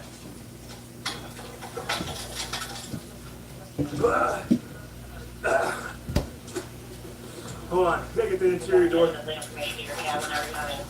Prop that open, please. Hold on. There's a rock right next to you. Kids, if you can hear our voice, come out!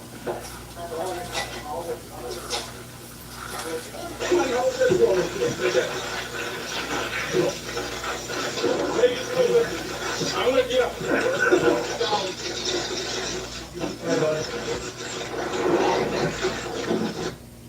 Hey, it's you from the future. Thank you, because you created good chemistry between us. Day after day after day. Miss Miriam. We really needed that power slide. Yeah, we're going to pay. Let's see your Firefly can help. Boom. That's fine. That's right. I smoke, hit the carpet, the sun, the sky, the golden hour. Okay, wait, no. One more. 70s red muscle car.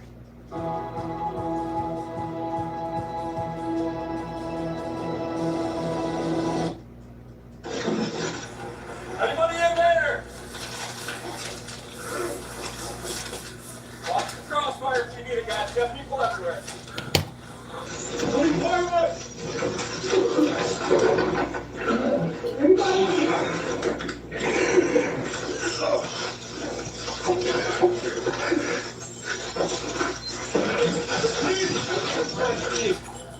Can you hear me?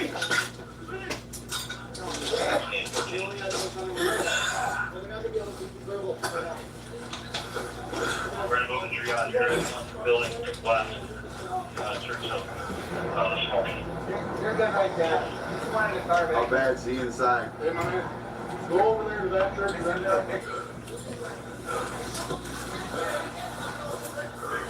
we can't do an entry unless we have some CBA coverage. That's CBA. Maybe from fire department, etc. You have multiple units en route. We have more coming as well right now. Anybody hear me?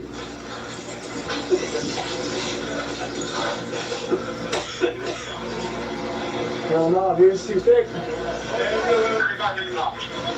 ahead. Cool. Right at the door. We need every victim of the church. At the door of the building.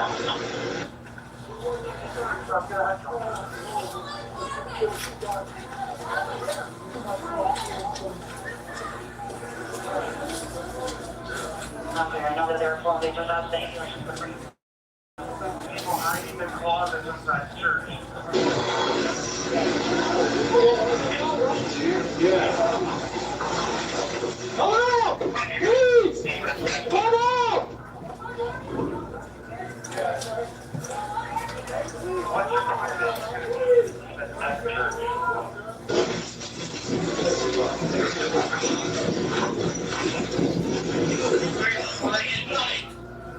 Come to my line! Come the whole way! Come to my line! I didn't see anything in there? No. Alright, I can see a closet in there.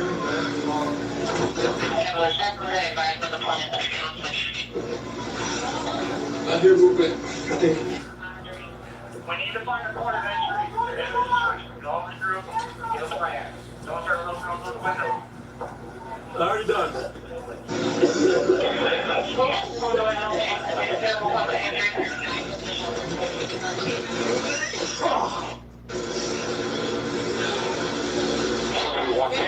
yo. I'm just kidding.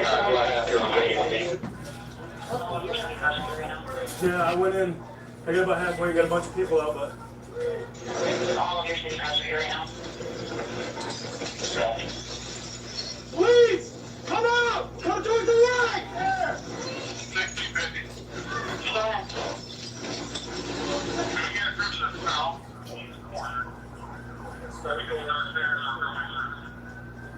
We need a crew to the southeast corner.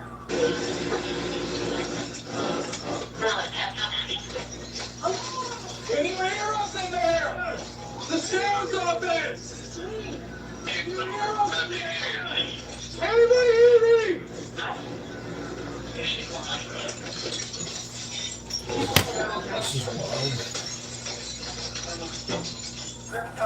There's a mass shooting at this church.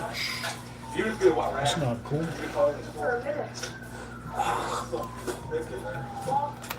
You don't know what closet they're in. Nothing surprises me anymore. Can you hear me in there? Wait! The sheriff's office! You're safe to come out! They're all hiding in closets right now. Yeah, thank you. Get over here!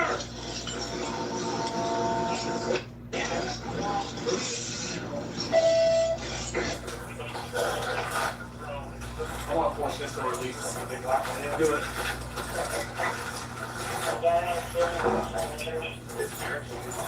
We got a brand. Just my foot. Please come in. Please. It's all barricaded. Yeah, you can come back out. Here. Yeah.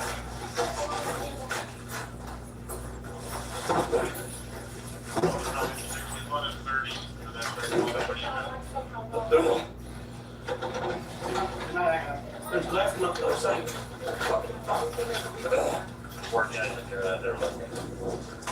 Oh, is that you? Okay. Seven more kids. Any units available to assist with more traffic control at Holly and McKinley. Still have fire department struggling to get in.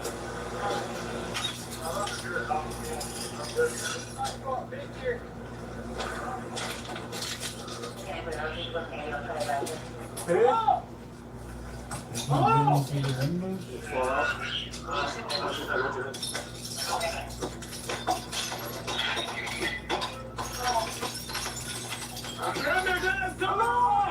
Come to the light! Come to the light! Crawl on the floor! Please come to the light!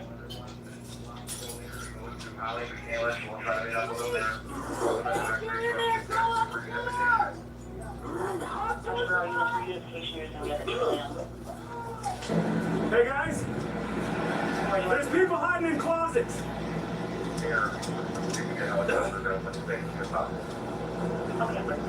This is insane. There's kids in closets, people in closets. What's that? There's still people in closets inside. The kids. That guy's down, so you don't have to worry about that.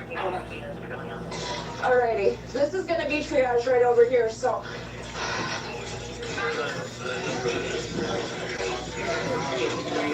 He's an ER resident, so he's gonna help out.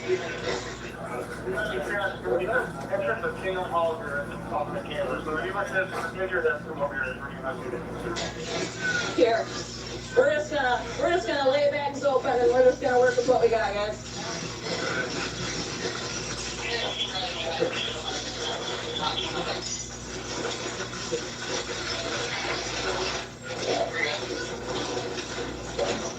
Please! Sheriff's office! Please! Alright, I've got some chocolate. Yes.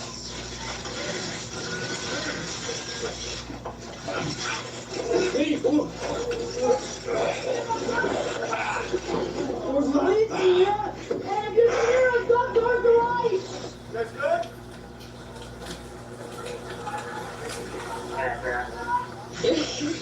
Okay. I'll try that right over here. How long you go What if somebody's in there? Will they lock the door? Police! Come on! Here, key. Here. Let's see, he matched the key.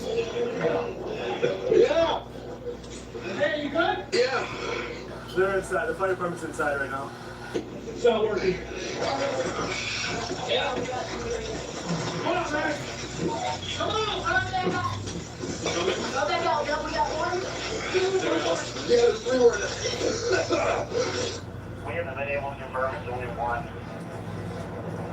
We haven't talked to anybody who's inside the church. Only one shooter. Yeah, because this vehicle after crashing into the building.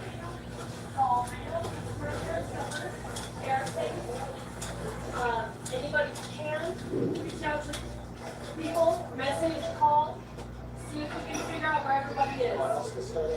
Yes. There's Start asking people who's laying missing. low or breaking, we need to go find them. Who's missing? We need to know first. Who's missing? Anybody That or a leash and we'll just maybe tie him off on that on a tree. That, he means pretty friendly, but yeah. I haven't tried to like grab him by the leash ring or his collar, but he seems pretty good. do we need to be writing this down? I need a number. Just give me a number. He's not leaving his side, so. Yeah, I left Trevor Burke Boys. Yeah, I've seen them. Good show. We got a father still looking for 2 children.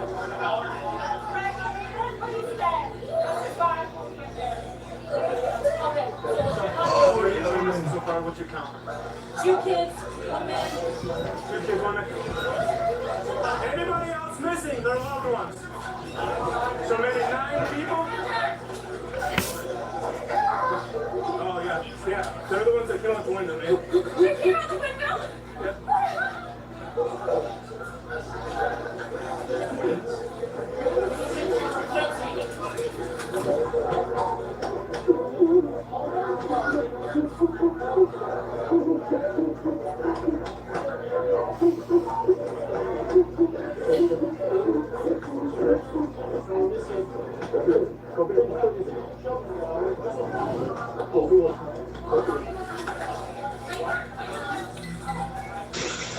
You good, Jones? Yeah.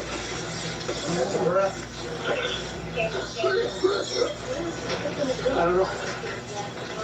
Who's missing? Okay, quick, guys. I need to know who's missing, please. How many?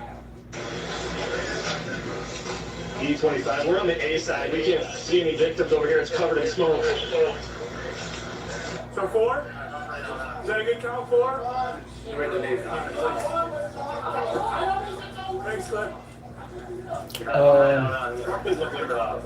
This was a mass shooting at a church, and then they like set the building on fire or something, and then they were rescuing people.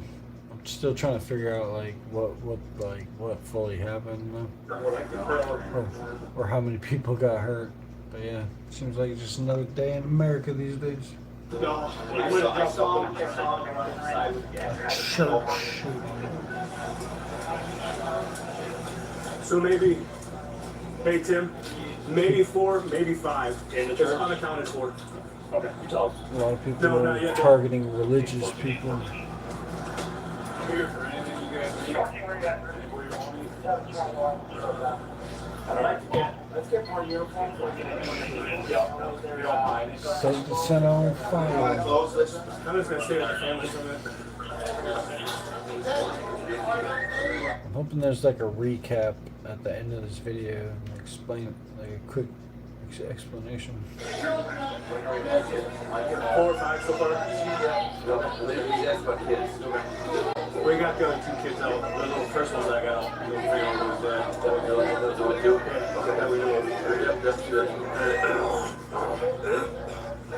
Does anybody else need medical attention? Medical attention for anybody. It's major for right now. We'll do minor later. Okay.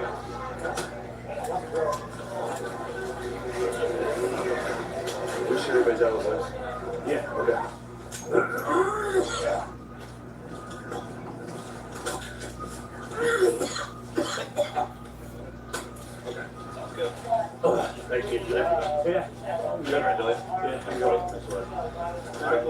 over there, but if they're going to come back, They are. That should just be. Okay.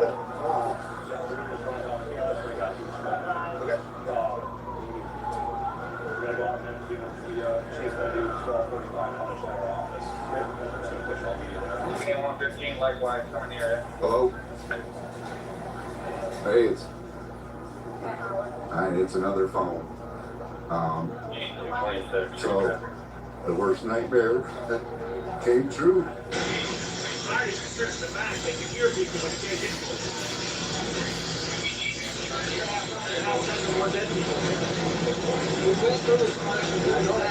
We couldn't go more than 15 foot, Sheriff.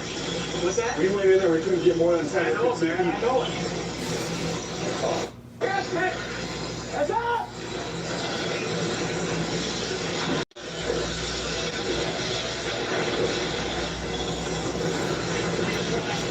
Heavenly Father, Shit's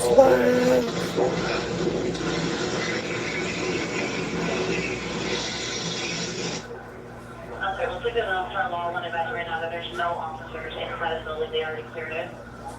I'll use enough folks nearby for a roll call. I can't much.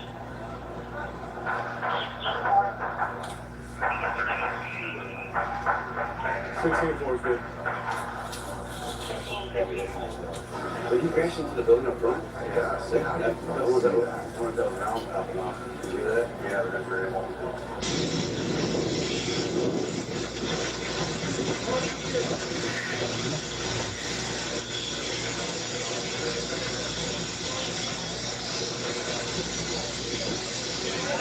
Okay?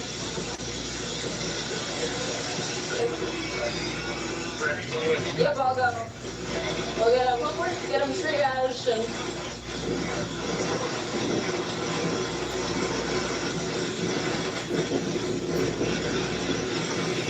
Yeah, I guess they burnt the whole fucking place down. Y'all in Dude, Bachelor what the Night fuck? Cup hat. Just trying to fast forward to the end of the video and they're fucking trying to get me to watch an ad now.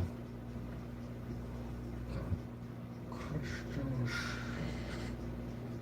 Unchristian.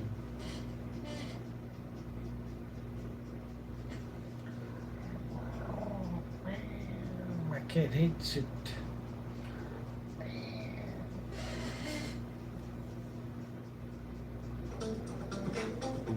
What if you could have an effortless Microsoft Teams room solution with Sure's best-in-class audio? Auto. Ready, go. So how many fucking people died, bro? Happened here, this came to life. For me, it did on Howley Road once I heard it.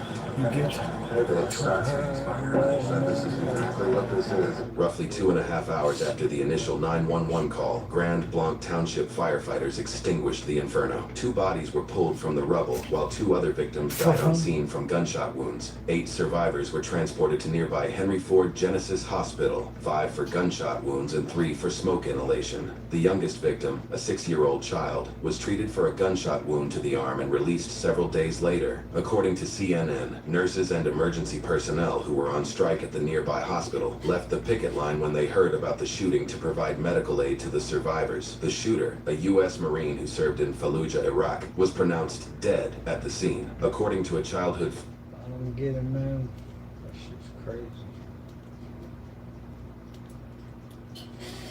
She's wild, buddy. Yeah. At least there wasn't a whole lot of. I mean, 2 dead people or whatever, and then a lot of other people got injured. So, not the worst nightmare on the earth, but yeah. I mean, I guess yeah, it's still a big nightmare. Shit be happening all the time like that. Please. U.S. Marine. Yeah, I guess so. Some crazy bad shit ass shit going on. Tourist judicial services, everything that's all involved. Parliament, MPs, everything. They're all corrupt. We get Prime Ministers corrupt. So how come we tell our children to bring them up straight and narrow when everybody above them was corrupt?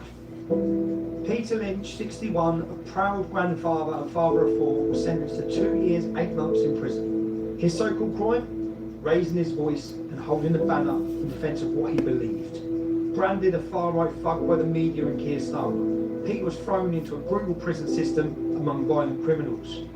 But the real justice. How do you think they eat the babies? Barbecue? Grill them?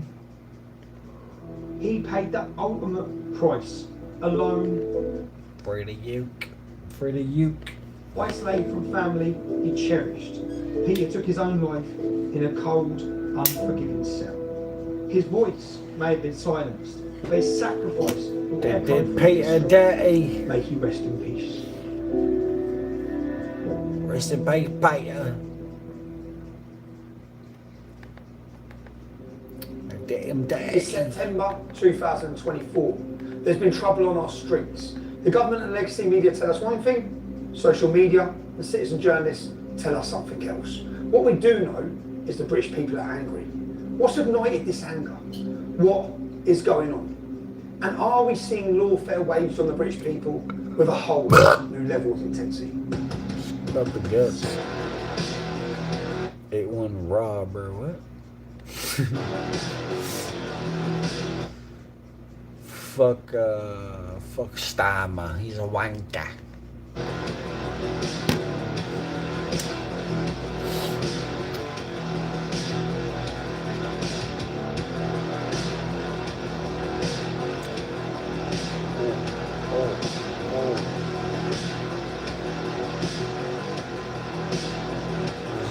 Tone.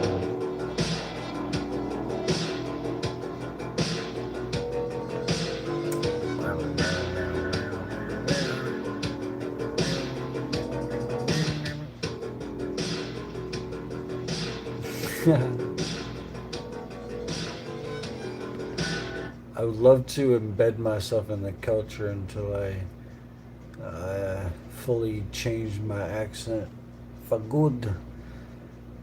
No, I'd probably have to live there for a long time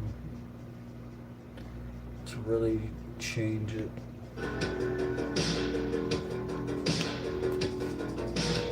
I'm just copying Tommy.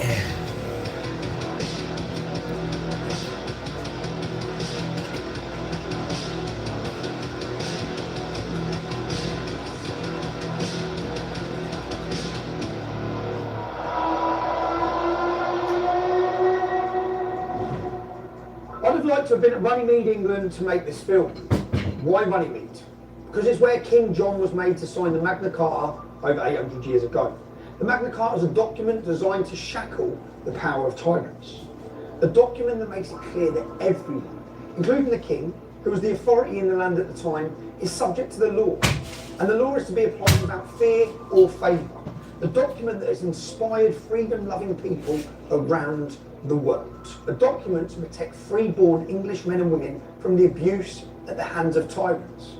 How fast and how far our nation has fallen. Now, we looked at the architecture of a totalitarian state in lawfare, the film we launched on 1st of June this year. Two-tier policing, a politicised judiciary, a controlled media, and dissenting voices being crushed. These are just some of the pieces that the Conservatives put in place, working hard to build their utopian totalitarian state. New legislation, arrests for hurtful words, thought crime debanked, fired. This has all been the case for a few years now. And digital programmable money, mass surveillance, social credit scores, 15-minute cities, pay per mile to drive. Yes, the US infrastructure is already in place for that. Centrally controlled food supply. All these things will follow soon. More tax, less freedom, and prison for anyone who objects.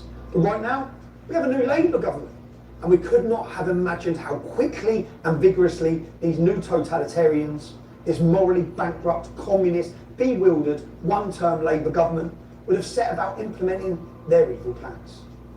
We explained previously how totalitarians use all the institutions of the state to create the facade of fairness, due process, and a democracy. It's all a facade. Well, in fact, they seek to destroy the very fabric of our society with their so-called progressive ideologies. Progressive ideologies that care not a bit for the oppressed, but use social justice as a veil for their hatred of the status quo. These totalitarians create division and chaos as the pretext to usher in their totalitarian utopia. Division and chaos, they both serve their purpose. And they create phantoms, imaginary foes. They turn the gullible against these imaginary demons. Why do they do this? Well, they have no power if they're scrutinised and exposed for what they are. They have no power if the people unite. They're driven by lust, fear, and loathing.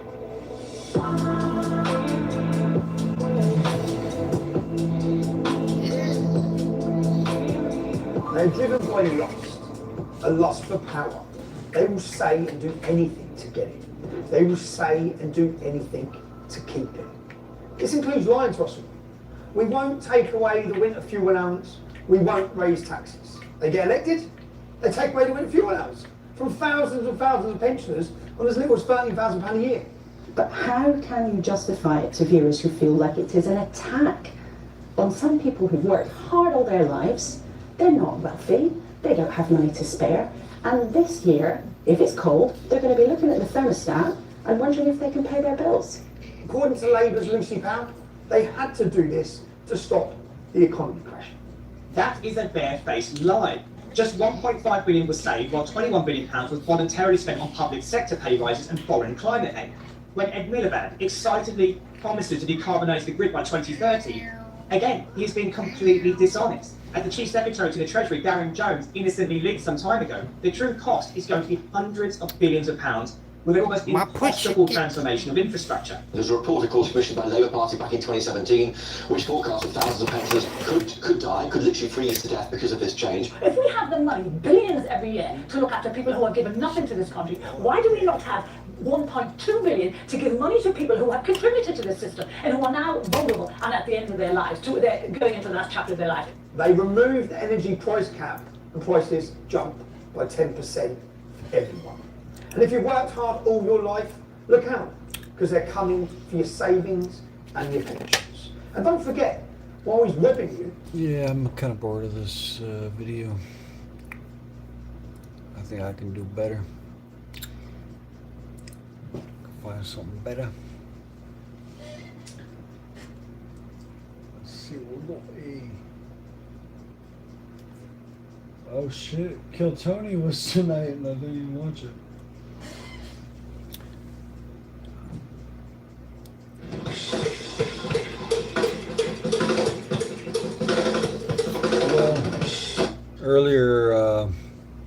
Earlier I watched this Tommy Robinson thing with Gavin McGinnis, and it was pretty good.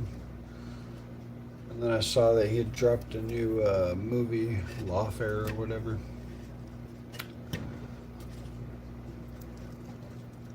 Documentary.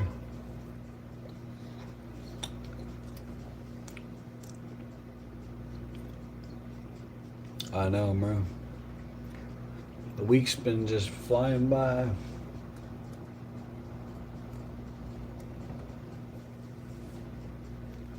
Last chance, don't wait, don't delay. Save $18 on 1, 2, and 3 days. Save $18. Save $18. What kind of commercial was that?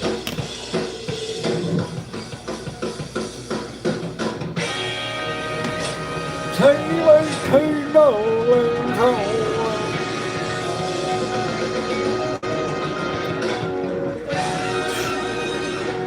How about save $20? $18.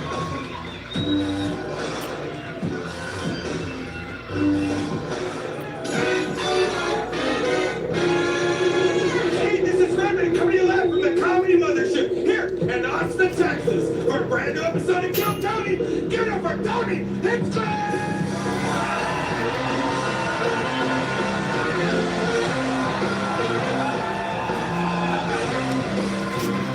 Who's ready for the best fucking night of their lives, huh?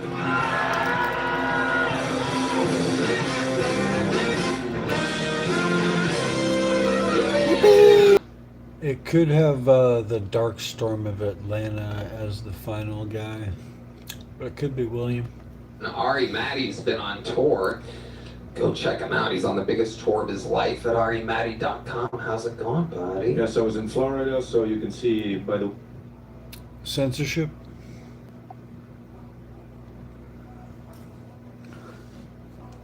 I can't. If you're saying a message and it's being censored, then try and spell it a different way or write it a different way or something like that. way I dress now, things are different. I'm selling cocaine. It's cut in half with baby powder, but we here. If anybody roasts you or makes fun of you or anything, just beat the... Wait for him in the parking lot. Yeah, beat the shit out. You can do it on this show. We give you full permission. If it fucks up our ads or anything, we'll like blur it. But people will know that you're winning for sure. You know, I did MMA too. I went 0-3. You can go on ShareDog.com. You can check it out. Yeah. Yeah? 0-3. Really? If I tried stand-up comedy, I'd be 0-10, so. I don't know about that. Really good. I was really good at the gym, but when the lights hit you, I'm a bitch. Bro, and I see the opposite side of that. I see guys great in the gym. When the lights hit you, they suck. I see guys suck in the gym. When the lights hit them, they're world champions. So. Damn. Yeah. Yeah, I could be a world champion, I guess. Well, I promise you that's going to happen on this show tonight. There are going to be people that think they are the best in the world, and their name is going to get called, and the lights are going to hit them. They're going to realize that millions of people around the world are watching them, and the pressure is going to get to them. And some people are going to be terrible open micers, and somehow we're going to fall in love with them, perhaps. But then again, maybe none of that happens. Anything can happen. If I pull their name out of the bucket, they get... This breakfast burrito kind of sucks. I might throw away the rest of them. Do some real shopping tomorrow. 60 seconds uninterrupted. You know their time is up and you hear the sound of a kitten. That means they have to wrap it up then, or else they bring out the angry West Hollywood bear, which rudely interrupts. And then I conduct an interview, live, completely improvised, and anything can happen. Well, I'm anti-censorship. Fuck them. You guys Oh, this guy's good. I'm on Tinder now. Grinder was too easy. I needed a challenge, you know? I'll settle for that easy shit. Found my ex on that other app. Google Maps. Got you, bitch. Fucking try and run from me. Dummy. I cheated on her like she was a math test. With a Chinese boy, but, you know, that's college for you. Went on a date with an older gal recently. Told me she was going... But only when people aren't around. Usually I do crowd work, but that's frowned upon when there's only 60 seconds, so... Because y'all take too long to think. But... I think it's kind of crazy that the Epstein files dropped and everybody's just sort of like, cool, yeah, that's what they're doing. I approve of it. We're not gonna do anything about it. We all know what's going on and we're just gonna, woo! So anyway, that's why y'all are here. You're avoiding reality, and that's why I'm here. I'm also avoiding reality. Anastasia, the mental illness is staggering. Let's talk about it. So what made you sign up for this exactly? Your story is that a friend peer pressured you into this, basically? Are you a mind reader? Can you hear what I was thinking? You said that like 5 seconds ago. Oh. Well, he said mental illness, so, you know. Yeah. Again, great answer, Anastasia. Great answer. You're solving And you the want to be world. Pat O'Neill's couch. So, yeah. So, let's talk about it. Have you ever seen the show before? Or just a friend made you... How much you paying? How much is the job? Do this? Yeah. Right. Have you ever I seen... think they pay enough for me. And you love it, I can tell. Look at that. Look at that. Fear in your eyes. Thursday sounds like a good day to find a by clue. Shopify. Starting something new isn't just hard, it's terrifying. So much work goes into something, and this thing especially, that you're not entirely sure will work out. And it can be hard to make that Fast forward. But why you skip the whole ad? Fucking ad. hard that was talked into coming on a show while having zero talent or preparation. What? Rate them. I forget who's the first person. The girl, 0. I'm forgetting who the first. Oh, the first person. He was good. I wouldn't give it a 9 out of 10, but it was like a maybe 8. Just moved here to Texas. Hooked up with my first Latina. Okay. That was pretty cool. Other than like, I'm not really into dirty talk. I started going down on her, and she's like, "Sí, qué rico, papi." I put my finger over her lips. I was like, "Shh, I don't like dirty talk. Speak English."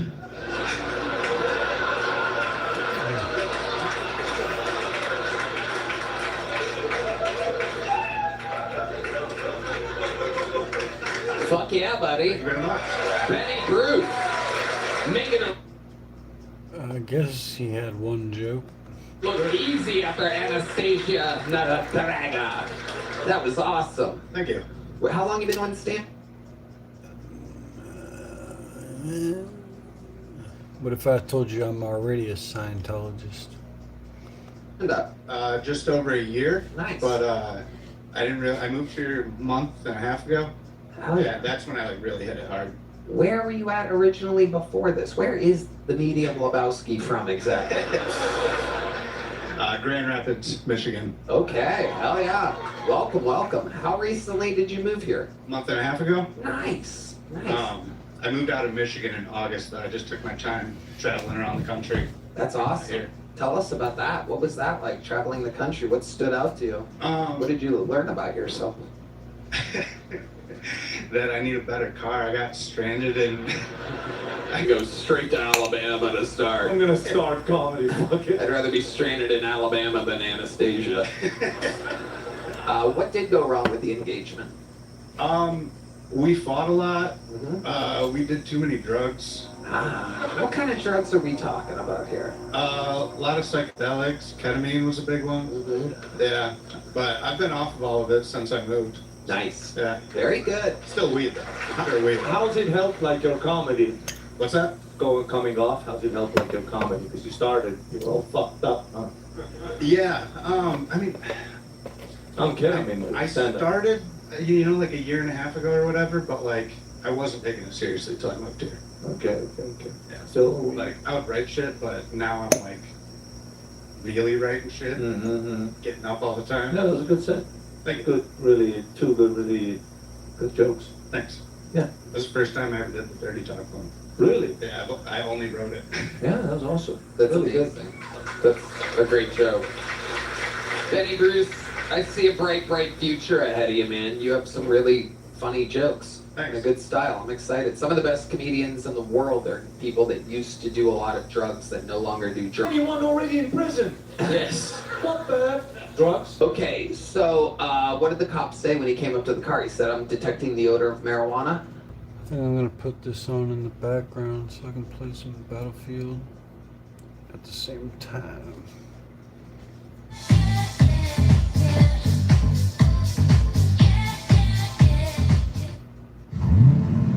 It's just me and you, girl. And then he knew instantly. I was Really? He knew something's in there. Yeah. Yeah. Yeah. So then, okay. So you give the registration. It's expired. Yeah, it was. Was it really? Was it really? Issue, wasn't that? No, it wasn't expired. I think what got him though is when I was like, my mom has to text me a picture of the insurance, the Geico. So that was. Okay. So then. How fast was her response, just out of curiosity? Was it She immediate? did not respond. Wow.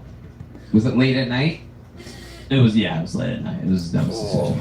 Yeah. Then okay. Then And then you get out of the car, or what's the? So you get out of the car. They go to search it. He pulls open the passenger door. Yeah, why would you search in the glove box, right? That's exactly what I thought. What a fucking idiot, right? So he opens it, and the partner just looks up, and they instantly put me in cuffs. Yeah. And then I go to jail. How long did you go to jail for? Like fucking solid 12 hours, bro. I bonded out. When the fuck do you Wow. I got drug money, motherfucker. I'm bonding out of this. Hell yeah, $2,000. $2,000. What did you learn in that 12 hours in jail? What surprised you? I learned what that stood out to you? Okay, the jail was actually not that bad at all. It was Clay County, and I'm in Jacksonville, so that's Duval County. I mean, that's the closest you've ever been to living on your own, so I'd imagine it was pretty nice for you. Yeah, so I think the big Shout out Clay County Jail, by the way. How could I skip over the compliments? I think the biggest thing I noticed was like it was actually really nice. The people were nice, and when I got in there, like all oh yes, the Clay County Jail. Welcome for all of you gun-yielding pot smokers that look like Krusty the Clown. We have welcoming gates. Come on in. Make sure you keep your gun in your glove compartment like a real fucking dumbass. And we shall roll out the red carpet for you. Did you get to eat while you were there? They have a little snack for you? Oh no, I didn't eat shit in there. I knew I was bonded out. Hell yeah. How much was the bond? $1,500.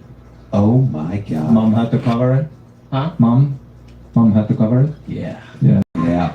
She had to take out some income tax money for that one. Damn. Yeah, I had a feeling you weren't making that much producing shows once a month in Jacksonville. But $2,000 a month is a good lie. Bryce, what else is going on in your life? You single? No. I got my girl is actually right out at Shakespeare right now.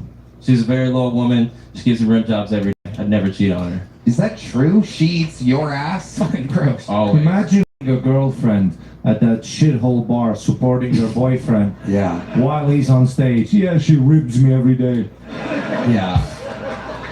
My asshole is cleaner than that bar by all due means. I will tell you. I'm looking at the overall thing. I disagree. Show me your asshole. Show me a little bit. I'm not saying it. By all due means, ladies and gentlemen.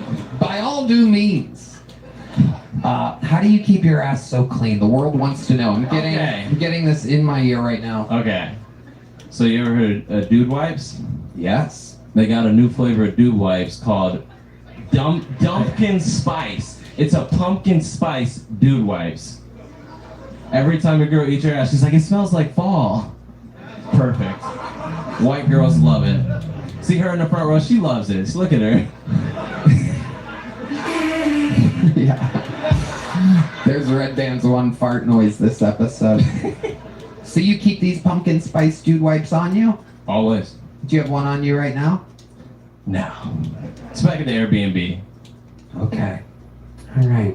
Do you have any other flavors, as you call them, of dude wipes? This is a great dude wipe commercial. No, I think... I wish they were paying back. I think they got bubblegum flavor recently. I haven't tried that one out. I don't know. I'll see what's that. Wow. That's amazing. The mint one's the best one. The mint one's the best one. Oh, it fucking Red Band. Band. Red Band just eats the wipes. And it's good for bad breath. You should give it to your woman. All right, Bryce. Right, you did something. You're leaving here with a medium-sized black joke book. This is what black looks like. Oh, and he did not catch it. He is truly mostly white, ladies and gentlemen. The Bond Man. Thank you, sir. With all due means, you deserve it. Ladies and gentlemen, there he goes. Bryce Wright, everybody. Thank you guys for having me. Shout out Rooftop Comedy Show, Duval. All right, there he goes, everybody. About to arrest your ass again. We have cops right over here. Hello, everybody. This podcast is sponsored by Quo. If your team is still operating like a group chat with commitment issues, that's a problem. Nothing kills momentum faster than an opportunity slipping through the cracks because everyone assumed everyone else was on it. Eventually, you look at the chaos sign and think, let's fucking Quo. That's why today's episode is brought to you by Quo, spelled like other telehealth companies. Psychiatry is available through TalkSpace, so you can get the medication you need to supplement the talk therapy if needed. TalkSpace makes getting the help you need easy. Accessible and affordable. Plus, most insured members have a $0 copay. Now I'm going to let my man Red Band tell you why he loves TalkSpace. Oh, you know I love TalkSpace. They're providing some of the best mental health treatment around. Therapy has led me to some real moments of transformation. That's right. And as a listener of this podcast, you'll get $80 off your first month with TalkSpace when you go to TalkSpace.com/Tony and enter promo code SPACE80. That's SPAC80 to match with a licensed therapist today. Go to TalkSpace.com/Tony and enter promo code SPACE80. All right, let's get another bucket pull up here, ladies and gentlemen. Make some noise for Eddie Adams, everybody. Eddie Adams.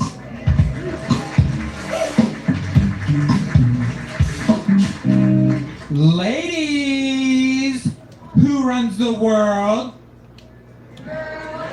Ladies, who runs the world?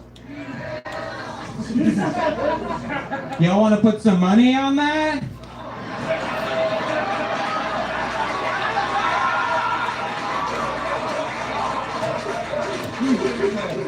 Shalom, everybody! How the fuck we doing? My uncle, he's been in the news a lot lately. You may have seen him. I just inherited this book.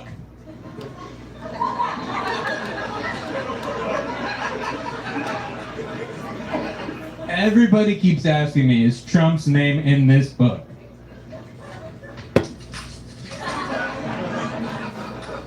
Guys, his name is not in this book. Oh, but that's weird. Brian, your name's in this book. Oh, fuck my gold. Okay, everybody stay calm down. I gotta get that. Brian, your name's in this book. That's crazy. Tony, you're safe though. Okay, that's over a minute from Eddie Adams. What were we gonna say there? I'm safe what? I wouldn't expect you to go to an island full of girls. All right, very good. There you go. Eddie Adams doing a very Kill Tony centric set there. I like it. Eddie, how long you been doing stand-up? Been doing it for 5 years. Where at? Started in Atlanta and then Houston. You still live in Houston? I do, yeah. What made you do Houston? What made me do Houston? I was trying to get closer to family. They live in Houston. They lived in Dallas, but I was relocating back to Texas, so it's way closer than Atlanta. Okay. Yeah. It's a pretty far drive. Yeah. You came out like really gay, and then did you notice he came out really gay, and then it faded away? Yeah. Came out gay, ended up being Jewish somehow. It's a way to please everybody in show business. Hello. Surprised you didn't host the Oscars last night or something like that. Gay and Jewish. Are you gay? I am not gay. That's incredible. You sounded gay. All right, Eddie. So 5 years, and how long have you lived in Houston? 3 years. What do you do for work? I sell cars. You do that in Houston? I do. What kind of cars do you sell? Toyotas. Toyotas. Are you actually Jewish? I am. So that's your real yarmulke? This is the one that I was bar mitzvahed in. Wow. Yeah. Okay. Broke it out of the closet for this. Absolutely. I also came out of the closet for this show. Seems like a gay yarmulke though. Very gay yarmulke. My goodness. What makes it a gay yarmulke? It's not like black, it's like a flower. Yeah. It is. Wait, that's the exact same, that's made from the drug rug that, Benny Bruce wore earlier. Is it gay because it's the same color as your microphone? What? Oh my god, you're getting roasted by a Toyota car salesman. Oh my god. What kind of Toyotas are you slinging the most? What's your specialty? Tacomas. Okay. Let's do a little thing here. I just walked into, but I'm not me, I'm just a normal stranger, and I just walked into your car dealership. Hey, what's up, man? I'm looking for a car. We got some pretty good pre-owned vans in the back. You want me to go show you them? All right. All right. Eddie Adams, not gay. He swears he's not gay. What's your love life like? You have a girlfriend right now? I just got married. Oh, congratulations. She's Jewish as well? She is not Jewish. Whoa, what is she? She is agnostic. White, just a normal white lady. Yep. Where'd you meet her at? Hinge. Hinge. Okay. And that's the one, explain to people what Hinge is. Hinge is probably like the one where you're not really trying to get laid, you're more trying to go on a date. So, gay.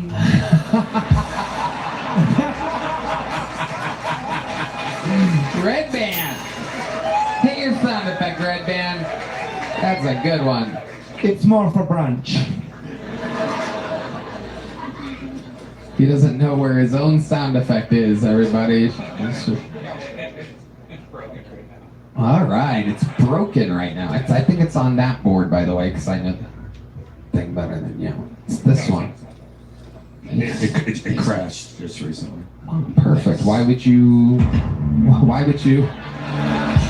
possibly get it fixed before tonight's taping? Oh, okay, perfect. It's good to know that we're running the same iPad that we've had since the show started 13 years ago. How long you guys been together? Oh, we've been together 3.5 years. Engaged to? Oh, yeah, you said married. I'm sorry. Yeah. How long were you engaged? 1 year. Okay. Where was the wedding at? The wedding was in Houston. Wow. What made you do it in Houston? That's where her family's at. So, you know, she's got a big family and didn't want to have to make some of her older relatives travel. Wow. Okay. What's crazy? Do you have any special skills or talents, Eddie Adams? Special skills, talents?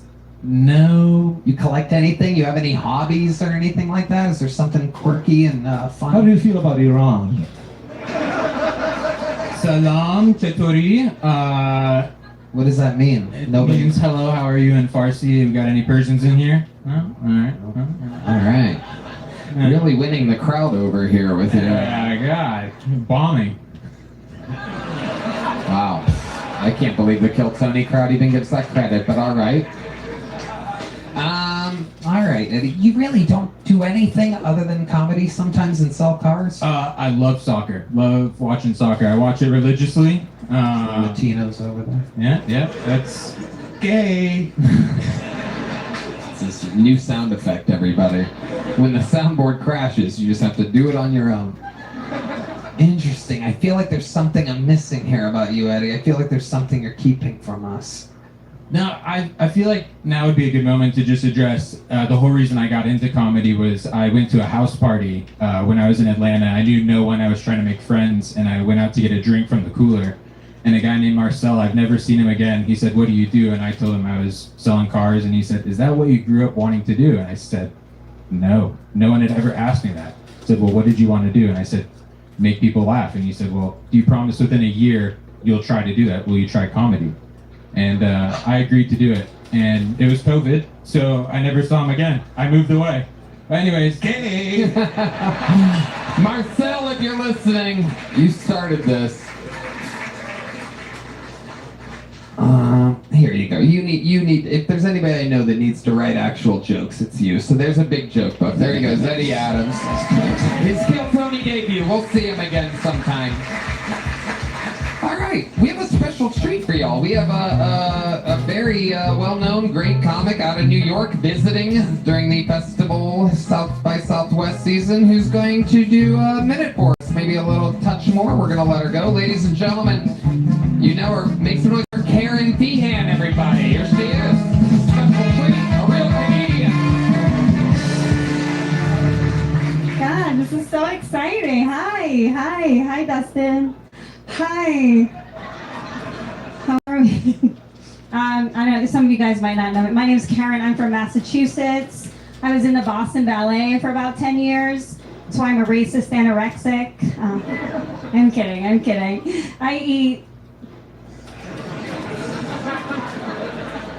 I'm also an alcoholic. I have a very helpful tattoo. It says "Don't serve me" on my arm. It's okay. Bartenders can't read cursive. And so whenever I miss blacking out, I just sleep with an MMA guy. You know, when I see a cauliflower here, flood. It's not good. I don't know. People are so mean about MMA guys. They're like, they're so dumb. I'm like, no, their brains are just on the outside now.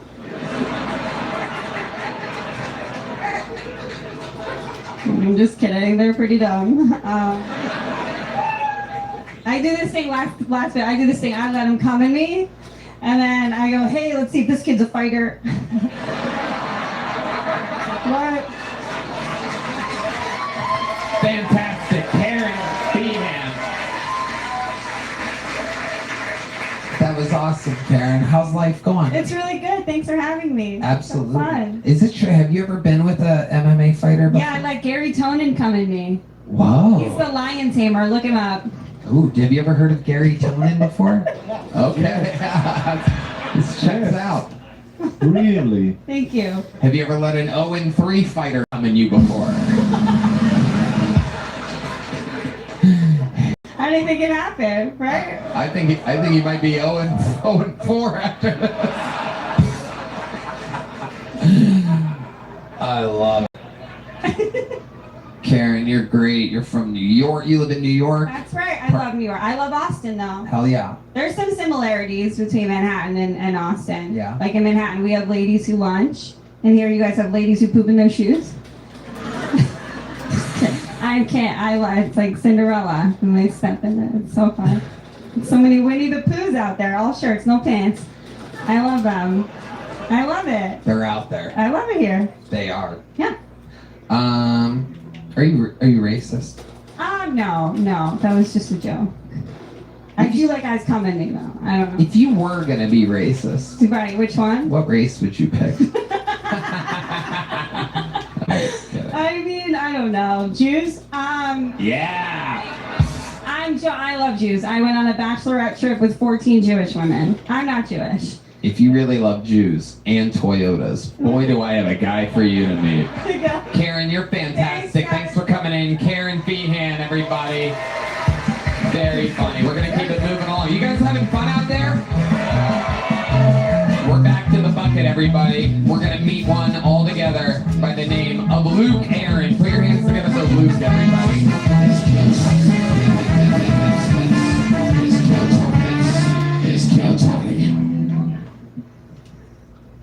Dating is hard nowadays. I was sleeping with this one girl. I absolutely loved her. I would have done anything for her, but turns out she had no heartbeat. It annoys me when old people say, "Oh, you guys have it so easy nowadays." Like, yeah, y'all had to go to war or whatever, but we also had to deal with trauma.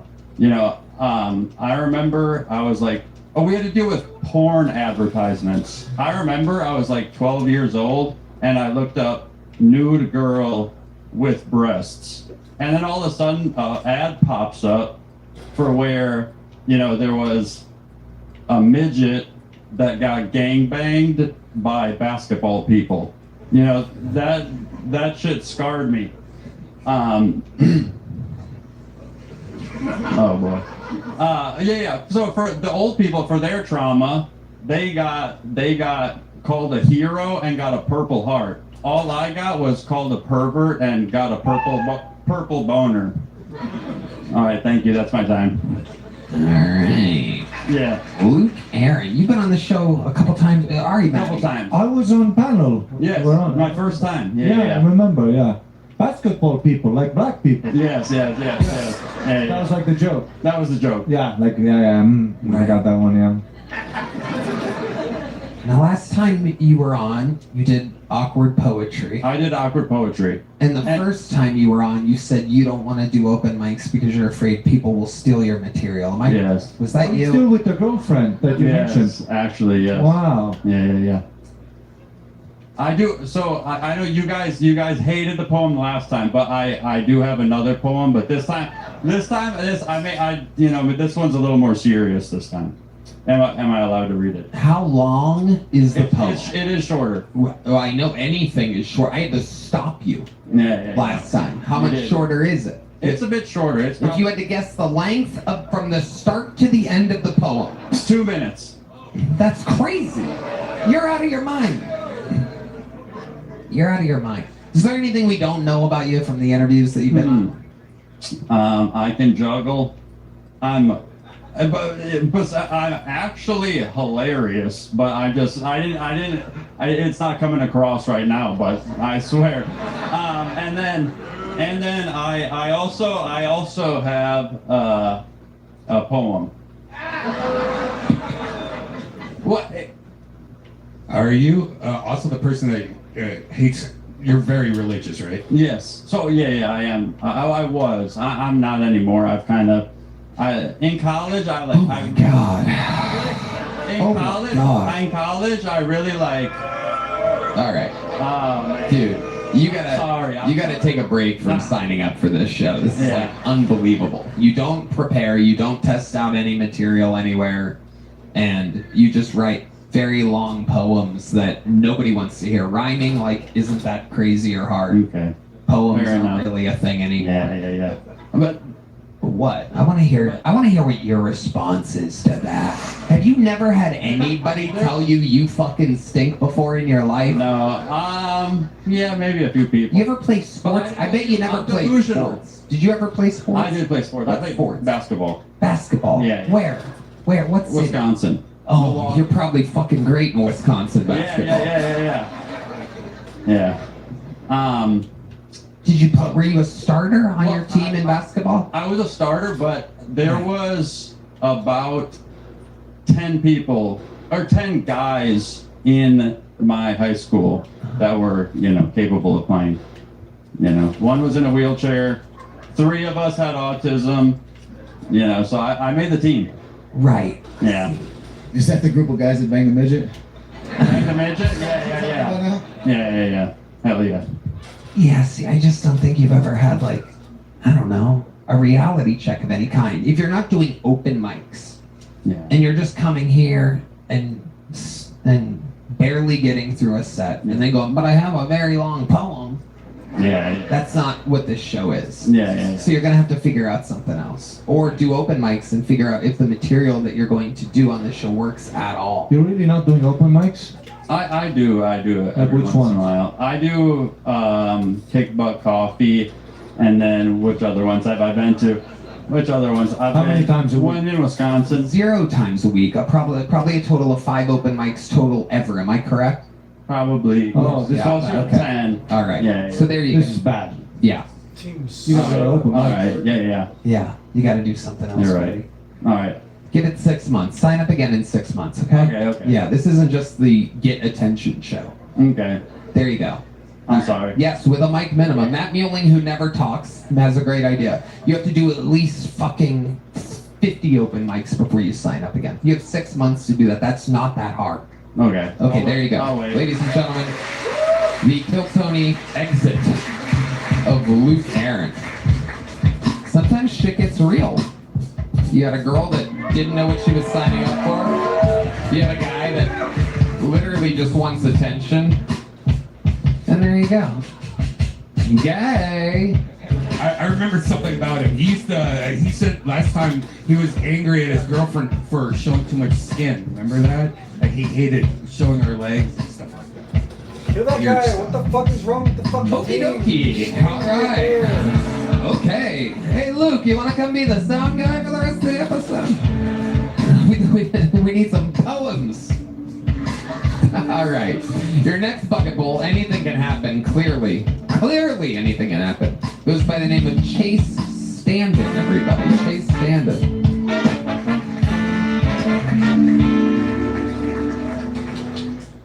What's going on, y'all? I've got a new girlfriend. She's kind of pushy in the bedroom. Like, she's very instructional. Like, God, every time I go down on my girl, I feel like I'm playing a fucked up game of Bop It. Because I'm down there with my A game. I'm doing my best, and she's just giving me instructions like, flick it, lick it, kiss it, suck it, push it, pull it, lick it, suck it, bop it. Also, can we be real? That's like an impossible game to beat. My high score is like 3. Pass it to a friend.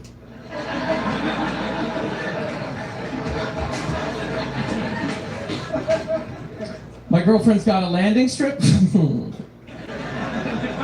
Pull it. My girlfriend's got a landing strip. I call that shit the Gaza Strip.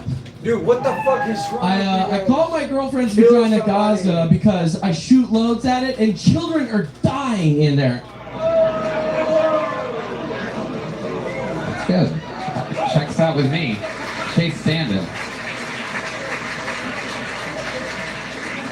Welcome, Chase. Have you been on this show before? No, I haven't. Welcome, welcome. How long have you been on stand-up? A year and a half, and I've been signing up the entire time. Wow, congrats. You finally got up. Crazy that this is the first time we've gotten you up. Meanwhile, Luke Aaron has bored us to death 3 or 4 times. Absolutely incredible. Hey, he's making my job easy. He makes you look great. This is the second time tonight somebody's gone up after somebody that was horrendous and looked real good. You look great. We don't even know if you're great, but anything's better than that. No, very funny. Chase, was all that comedy done in Austin? You from Austin? Yes, I started out here. Nice. Where are you originally from? Denver. Okay, cool. What do you do for work? I just became a full-time producer. In stand-up. Nice. This is fucking crazy. I met the owner of the aquariums out here and fucking talked my way into a contract. So I'm going to be producing shows in aquariums, of all places. You're going to be doing comedy shows in aquariums? Yes, sir. Yes, sir. This guy that you met. God. Every time I'm about to replace you with a poem, you do something like that and you completely redeem yourself. Okay, so the guy that you met goes, "Hey, what's up? I'm the head of aquariums." Like, what? I don't understand. There's like an aquarium box. It's fishy as fuck. Oh, you son of a bitch. Was that all a lie to get that joke? Swear to God. I met him through a friend. You know, he was a Mormon for 45 years of his life, and he's a pothead. So I've been dealing with that. And now he's going to see it, so I might not be a full-time producer anymore. Yeah, you might be in deep water. I love it. So, Chase, what did you do before becoming an imaginary aquarium producer? Oh man, I feel like every job I've had is fucking fake. I was like a salesman for OpenAI, but I didn't sell anything. I just wrote prompts for them, and I used ChatGPT to produce my work. So, wow, I wasn't allowed to do that. I just like spent hours being like, make sure this doesn't come out like it's AI. That's actually a funny bit, man, So I right have there. 3 I'm working on it. It's got some legs. It's got some fins. There you go. Okay, what's another job? Give us another job while you have the dolphins. This is insane. Here we I used go. to do door-to-door sales. It was commission only. I got guns pulled on me. I got chased by pit bulls. The worst was like the thing with door-to-door is like I'm gonna close this deal at your kitchen table, right? This guy's my fucking dad's age. His daughter's my age, and I'm about to close like a $60K deal, and he's like, "I'll buy it if I can see it." And I was like, "What?" And he was like, "I'll buy it if I can see it." And then the guy groped me. He fucking grabbed my dick. 60K sale though. Yeah. Hey, anything for the clothes. Anything for the fucking clothes, dude. That's just a grope. It's just a grub, yeah. That's warm up, dude. Yeah, dude, I fucking... That's jujitsu. What were you selling? Solar panels. And did you close that deal? No, I ran out of the house. I fucking froze. What a pussy. Oh, jeez. These days you can't even grab dude's cock. Run out like, oh, fucking pussies. Wow. As soon as you ran out, he must have been like, fag. Yeah. Started up his diesel engine that he runs everything off of in the would be, back. I'm already hard. By the time you grope me. Who's scared now? I'm ready, dude. Fucking. How much money did you make selling solar panels door-to-door commission? I worked for them for like 4 months. I probably made like $3,000. Wow. Fucking awful. Yeah. It's awful. All I got was my fucking honked dick. Right. What's the sales pitch for a solar panel? Oh God, you care about the environment? No. Okay. Neither do I. Okay, yes, I do. I love it. I love. You love the environment? I love it. You like the sun? I love this. You want to make money from the sun? Hell yeah. Honk. There you go. Give us some more jobs, Chase. Give us some more wacky jobs. I worked at Home Depot. I worked in the garden department, aka the MILF department. Whew. Yeah. Tell us about that. I need a hose. Yeah. I bet you didn't mind getting groped there, huh? No, dude, I was looking for it in the back. I was like, come here, you wanna water this plant? Like, I was forklift certified, and this was in Boulder, Colorado. There was a dispo right behind it, so on my lunch break, I'd go get high as fuck and just drive the forklift around. Wow. I had friends. That's all those videos, you know, when a forklift just takes up the whole warehouse. Is this guy? Yeah. I had friends that worked with me saying, like, you need 2 people. Like, you've been at Home Depot, you know, the guy with the forklift, they got flags and shit. I'd bring my buddy over and we'd just pull shit down and put it back up with no purpose. Yeah. It's like, I'm on the forklift, you're not going to tell me I'm not doing my job. Yeah. Like, okay. Anything you need, Dave. Anything you need. What city was this in where there's white guys working at Home Depot again? Boulder, Colorado. Boulder, Colorado. One of the safest, ranked the best city to live in. It's like true or something. It is. I'm lucky. I came from Boulder to here. Okay. Give us another job. Another job. Oh, man. I was a recruiter. It's your favorite sound in the world. I was a recruiter. I sold people. Not like that. All right. Okay, I guess we ran out of funny jobs. I was a caddy. I was a caddy for a little bit. Oh. That was very unique. You were pretty catty towards the guy that groped you. Yeah. Could have had solar panels. Okay. Yeah. All right, Maddie, what's cooking over there? What do you think about this guy? What did you say before he grabbed your cock?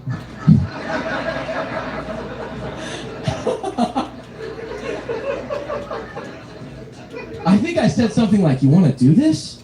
I was probably giving him the wrong idea. I was like, are we doing this or not, man? Probably, oh, we're doing it. Maybe I got the story confused. You said he had a daughter that was your age. Was she there when he did that? No, he was like a married man with daughters, so he was like a closeted gay guy. Ah. And they were like in the house, and he's like talking shit about how much he hated his wife, and then he was just like, let's see it. Wow. Incredible. Chase, what's another fun fact about your life that we would find very interesting? Before I got into stand-up, I did like a year of acting and self-tapes, and then I found comedy through acting. I like this way more, but... Yeah. Well, you're good, man. You did a good job tonight. Good job. Here's a big joke, bud. Thank you. Boom. Chase Sandin, ladies and gentlemen.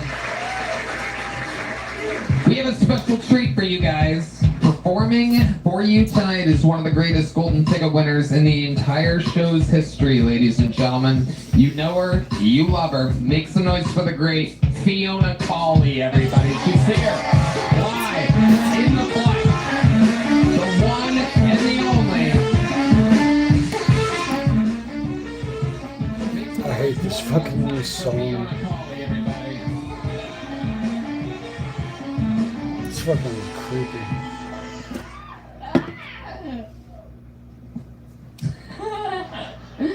I know I've talked a lot about being married, but I used to be like a real big whore.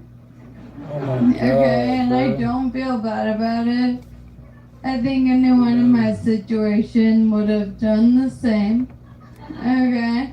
You know, I was 18, I was single, diagnosed with this shit. I thought I was dying. You know? I had to roll into as much dick as possible. You know? And then you find out you're not really dying. And now you're like just a whore.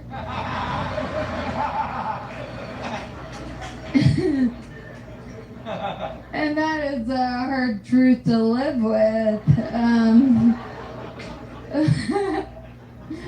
But back in my day, I had a good amount of one-night stands. Okay? But I'm a normal lady. Sometimes I wanted to like sneak out. This shit made it impossible.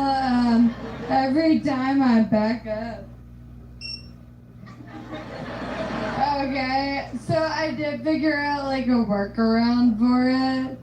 I started only fucking black guys.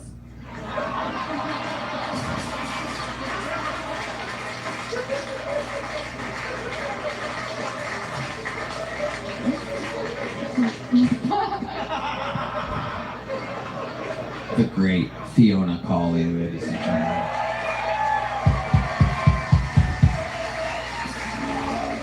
Fiona! How's it going?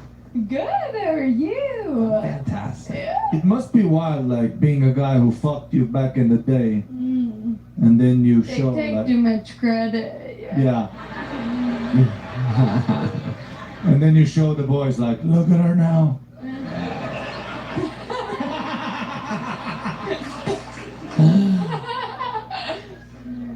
Fiona, have you ever been with a black man? I have, yeah. You almost said you tried. Now, what exactly does that mean?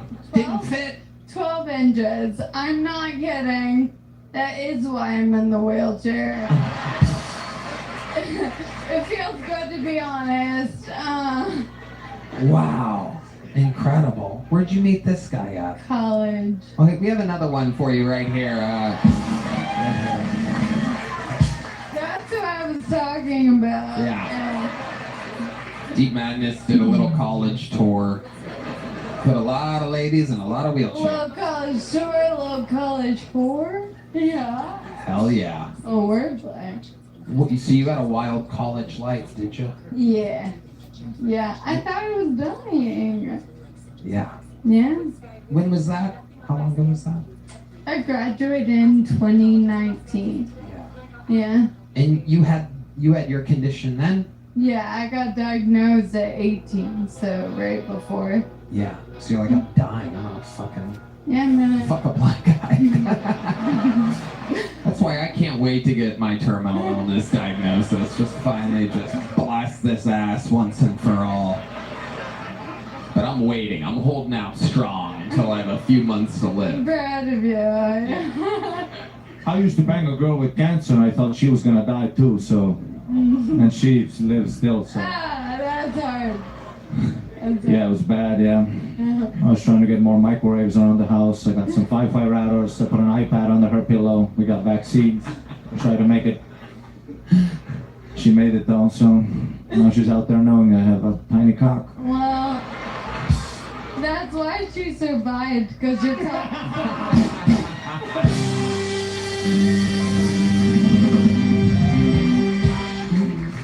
Fiona, how's married life going? really good. Yeah. It's the same. Same old, same Yeah. old. And how's the condition? I sound great. You look great. Thank you. Yeah. I think the meds are working. Uh-huh. Your doctor's solid. You know, it's actually funny. People ask me a lot if the medicine is working, which is a really hard thing to answer because all they're supposed to do is like stop me from getting worse. So the question is like, have you noticed nothing? You know? Yeah. And the only like real evidence I have that it might be working is every time I post a video online, there are always hundreds of people that comment, if you put this in 2x speed, she's cured, you know? And now they're commenting if you put this in 1.5x speed. Ooh. Look. So, yeah. Amazing. We're rushing. Dustin? What's up? I got beef with you. Oh. This Netflix UFC card's about to get a little bit crazier. Try to low kick her. She feels nothing.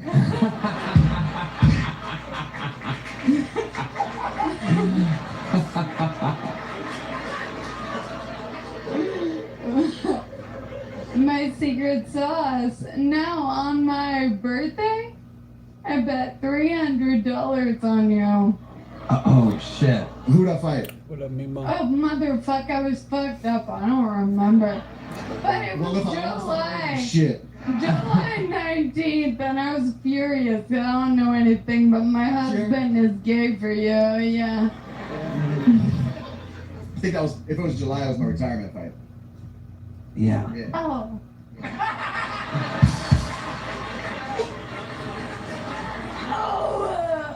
Hey, you're beautiful, and I love that you walk, and it's so good on you. The what? You can walk. I love that. Yeah. Well, that's great that you got to watch his last fight and he got to watch your last set. That is so awesome. What an exciting thing. She's actually gonna leave her wheels on the stage like you guys leave the gloves in the octagon.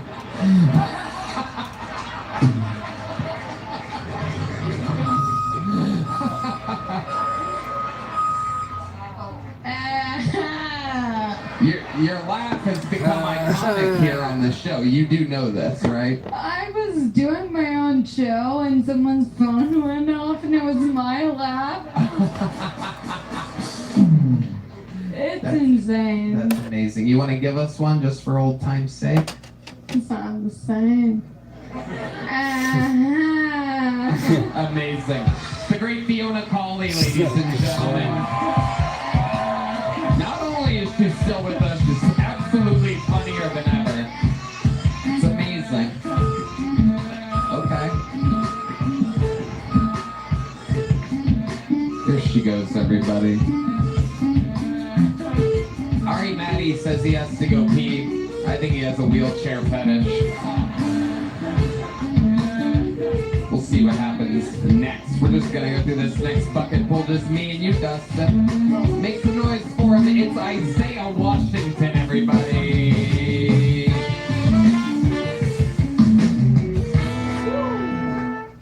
My dad was in and out of my life. I don't know why I put my That was glasses pretty on. normal in my neighborhood, y'all. It was so bad at my elementary school that if you had a dad, we would make fun of you. Oh, your dad took you to Disneyland? Ha ha, you must be gay. Out there sucking on Disney dick. You know what was pretty gay? Being raised by a single mother. Every Saturday I had to go shopping with her at Lane Bryant. If you don't know what that is, that's a Victoria's Secret for big bitches. I love my mom though, but she raised me super religious, like so religious, like to the point I used to feel shame about certain things when I was becoming a man. For example, the first time I seen titties, I cried. I was looking in the mirror like, yo, those not supposed to be there, like why, God, why? And I know I'm a bigger guy, but there are some women out there that like bigger men. Fuck y'all, Austin. Yeah. I was waiting for a fucking standing ovation, goddamn. Thank you. I'm in Isaiah Washington from Fresno, California. Yes. Wow. Perfect. Amazing. Isaiah Washington. buddy. I love that set. Thank you, man. So good. Thank you. I appreciate it. I love that premise that if you had a dad, you got made fun Oh, of. yeah, that was real. That's amazing. Yeah. How long you been doing stand-up? So I'm about to hit my 7th year. 7th year. Yeah, right about what I would have guessed. You're fantastic. You're moving up there. The premises are great. The enunciation, execution, everything. Absolutely fucking amazing. Where you been doing it at? So I started in Fresno, California, and I just moved out here to Austin about 3 months ago. Yeah, man. I'm a Fresno baby. Y'all don't know where that is. There's a little ghetto over there, but we cool though. We cool. No, yeah. Yeah. The great, the late great Angelo Bowers was from there. You ever heard of him? Nah. Amazing. Hell yeah? He from there? Yeah, he died in a car accident. Yeah, that sucked, dog. 15 years ago. Yeah, it does suck. That's crazy. He would have been one of the biggest comedians in the world right now. Oh yeah. Accidentally killed. But anyway. Yeah. Isaiah, how's it been in Austin? It's been pretty good, man. Like it's chill out here, but the first day I went out, my phone got robbed. That's the only thing, man. On 6th Street, man, it's crazy. Like, yeah, I know I'm a big dude, but they somehow snatched my phone out my pocket. Like you didn't even know? No, I didn't. I've had that happen. Yeah, it happened to you With too? me, with small Indonesian children. Oh, shit. I was in Bali with my girlfriend, and then small Indonesian children go, Mister. They're so cute. And then they took my phone. I noticed it when we were back at the hotel. So then I was looking for children. Yeah. Stomp back. Yeah, I'm pretty sure you found them too, huh? They're missing. No. Huh? No kids. Shit. That's why I keep my phone in my pants between my balls and my asshole. And crazy enough, mine got stolen by a small Indonesian child as well. Silly. Oh, man. Isaiah, what do you do for work? So I work at the Vulcan Gas Company right now. Yeah, Nice. Just doing security stuff. Fuck yeah. Yeah, it's pretty awesome though. Yeah. What'd you do before that? I used to work with special needs adults back in Fresno, man. I also work with a special needs adult. That's amazing. Yeah, I can tell the signs right there. Yeah, I can see it. Yeah, Like special needs, like what Down syndrome and all that. we talking all spectrum, high leveling to like people on wheelchairs, like So let me ask you this. I knew Well, I mean, come on, Fiona doesn't need another reason to want to kill herself. Not everybody in a wheelchair is special. Yeah, that's true. That's true. I used to work with a guy, my good friend, who used to do the same thing. Do they fuck a lot at your clinic? Oh yeah, they do be doing that. Like, Yeah. They do be doing that. But they be having like, it's kind of weird though. Sometimes like they'll have like a normal boyfriend pick them up, and you be like, oh bro, that ain't cool. Like she got autism, dog. Like bad. Yeah. Don't have autism. All right, I guess we know who the boyfriend is here. Jesus Christ. Thank you. Oh my God, Red Man. Make her suck your dick with a lollipop. With a lollipop? Yeah, they love that shit. I've never tried that. So this was like an actual clinic, so there's a lot of people. Yeah, it was a day center, so they come from like in the daytime only, then they go back to like a group home. Oh, yeah. Okay, so what's the wildest thing you ever saw these Man, I'm gonna be real. I know this too lovey-dovey, but a lot of them were like really dope and really cool. But one of them did just shit in the hallway out of nowhere, and you know it's our job to pick it up and shit. And I made somebody else do it. I have to like goddamn see it and just walk right past it. So I'm sorry about that, but I ain't doing that, bro. Like that was a big thing too, like bigger than me, like just right on the ground, just right there. Unacceptable. Red Dan, why did you do that? God damn it, Red. I dropped you off at the daycare center. I do these nice things for you, and you're so angry, Charlie. That's funny. Amazing. But that's like a good karma job. Yeah. That's why I got pulled tonight, because of that job. Now, if you do something bad, you can bring it up to God and be like, hey, yo. Remember the time I walked past the shit, bro? Like, come on, man, give me, I'm getting into heaven for sure. Yeah. Absolutely. Isaiah, tell us more about your life. Do you have brothers and sisters? Yeah, I got a lot of half siblings. I don't got any full ones. My dad's black, my mom's Mexican, if y'all didn't know and shit. But my brothers and sisters, like in and out of my life too. Just in and out living with my dad in Cleveland, and then I was in Cali the whole time. And seeing them every once in a while. You know what I mean? Yeah. One of my sisters about to get married. My other brother's in jail. What is your brother in jail for? Let's just say, what's it called? Like a hobbies? A what? Something like murder. Murder was a case that they wrote. Got it. Okay. Yeah. I'm not going to talk too deeply on that because it's real. It's real. But that's like cool to have like a brother. Yeah. Don't fuck with me. Yeah, don't fuck with me. Yeah. I'll call my brother and he's going to be like, how? Fucking doesn't pay you. You're like, Yeah. Hell yeah. I got connections in the walls. Yeah. Amazing. Yeah. And your mom's the Mexican? In this? Yeah, she's a Mexican. Did you ever get to meet your dad? Yeah, I did.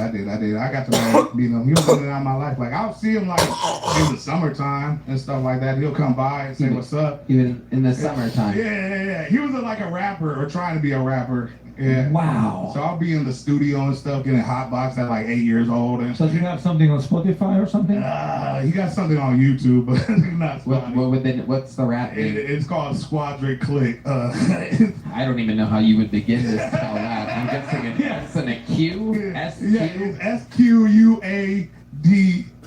RICK. I mean, Squadron Click. Squadron Click. Not first things first? Yeah. This the shit I grew up on. Like some gangster shit. It's only got 1,002 views from 13 years ago. Wow. It turns out a lot of people don't go to visit your dad either. It's amazing. It's good. Hey. Only visit my son in the summertime. Yeah. I'm like 9 years old and comes to the studio and I'm like, yeah. I mean, it's a lot of... Another nigga will. That's your brother. Yeah, that's my brother. Hold on a second. I noticed something. I noticed something pretty amazing here. The song debuted on YouTube 13 years ago. It has 1,002 views. And 11 years ago, 2 years after it came out, there's only one comment on this.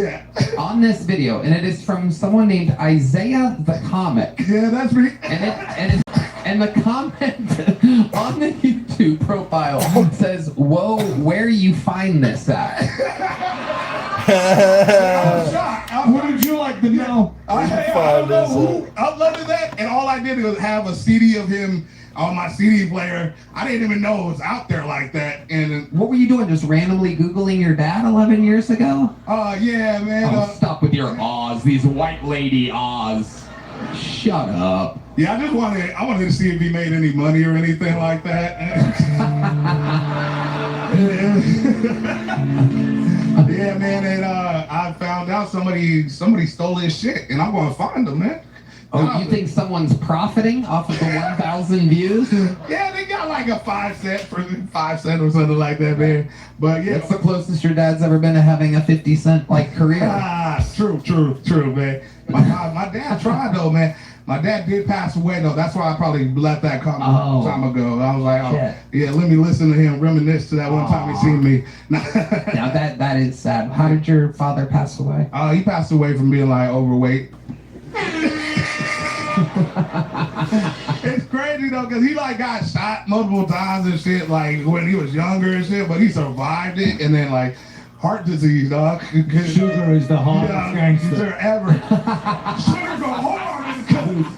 Sugar becomes like this. Yeah. Let's go. Sugar took my daddy out, and I've been trying. And Glucose Jenkins.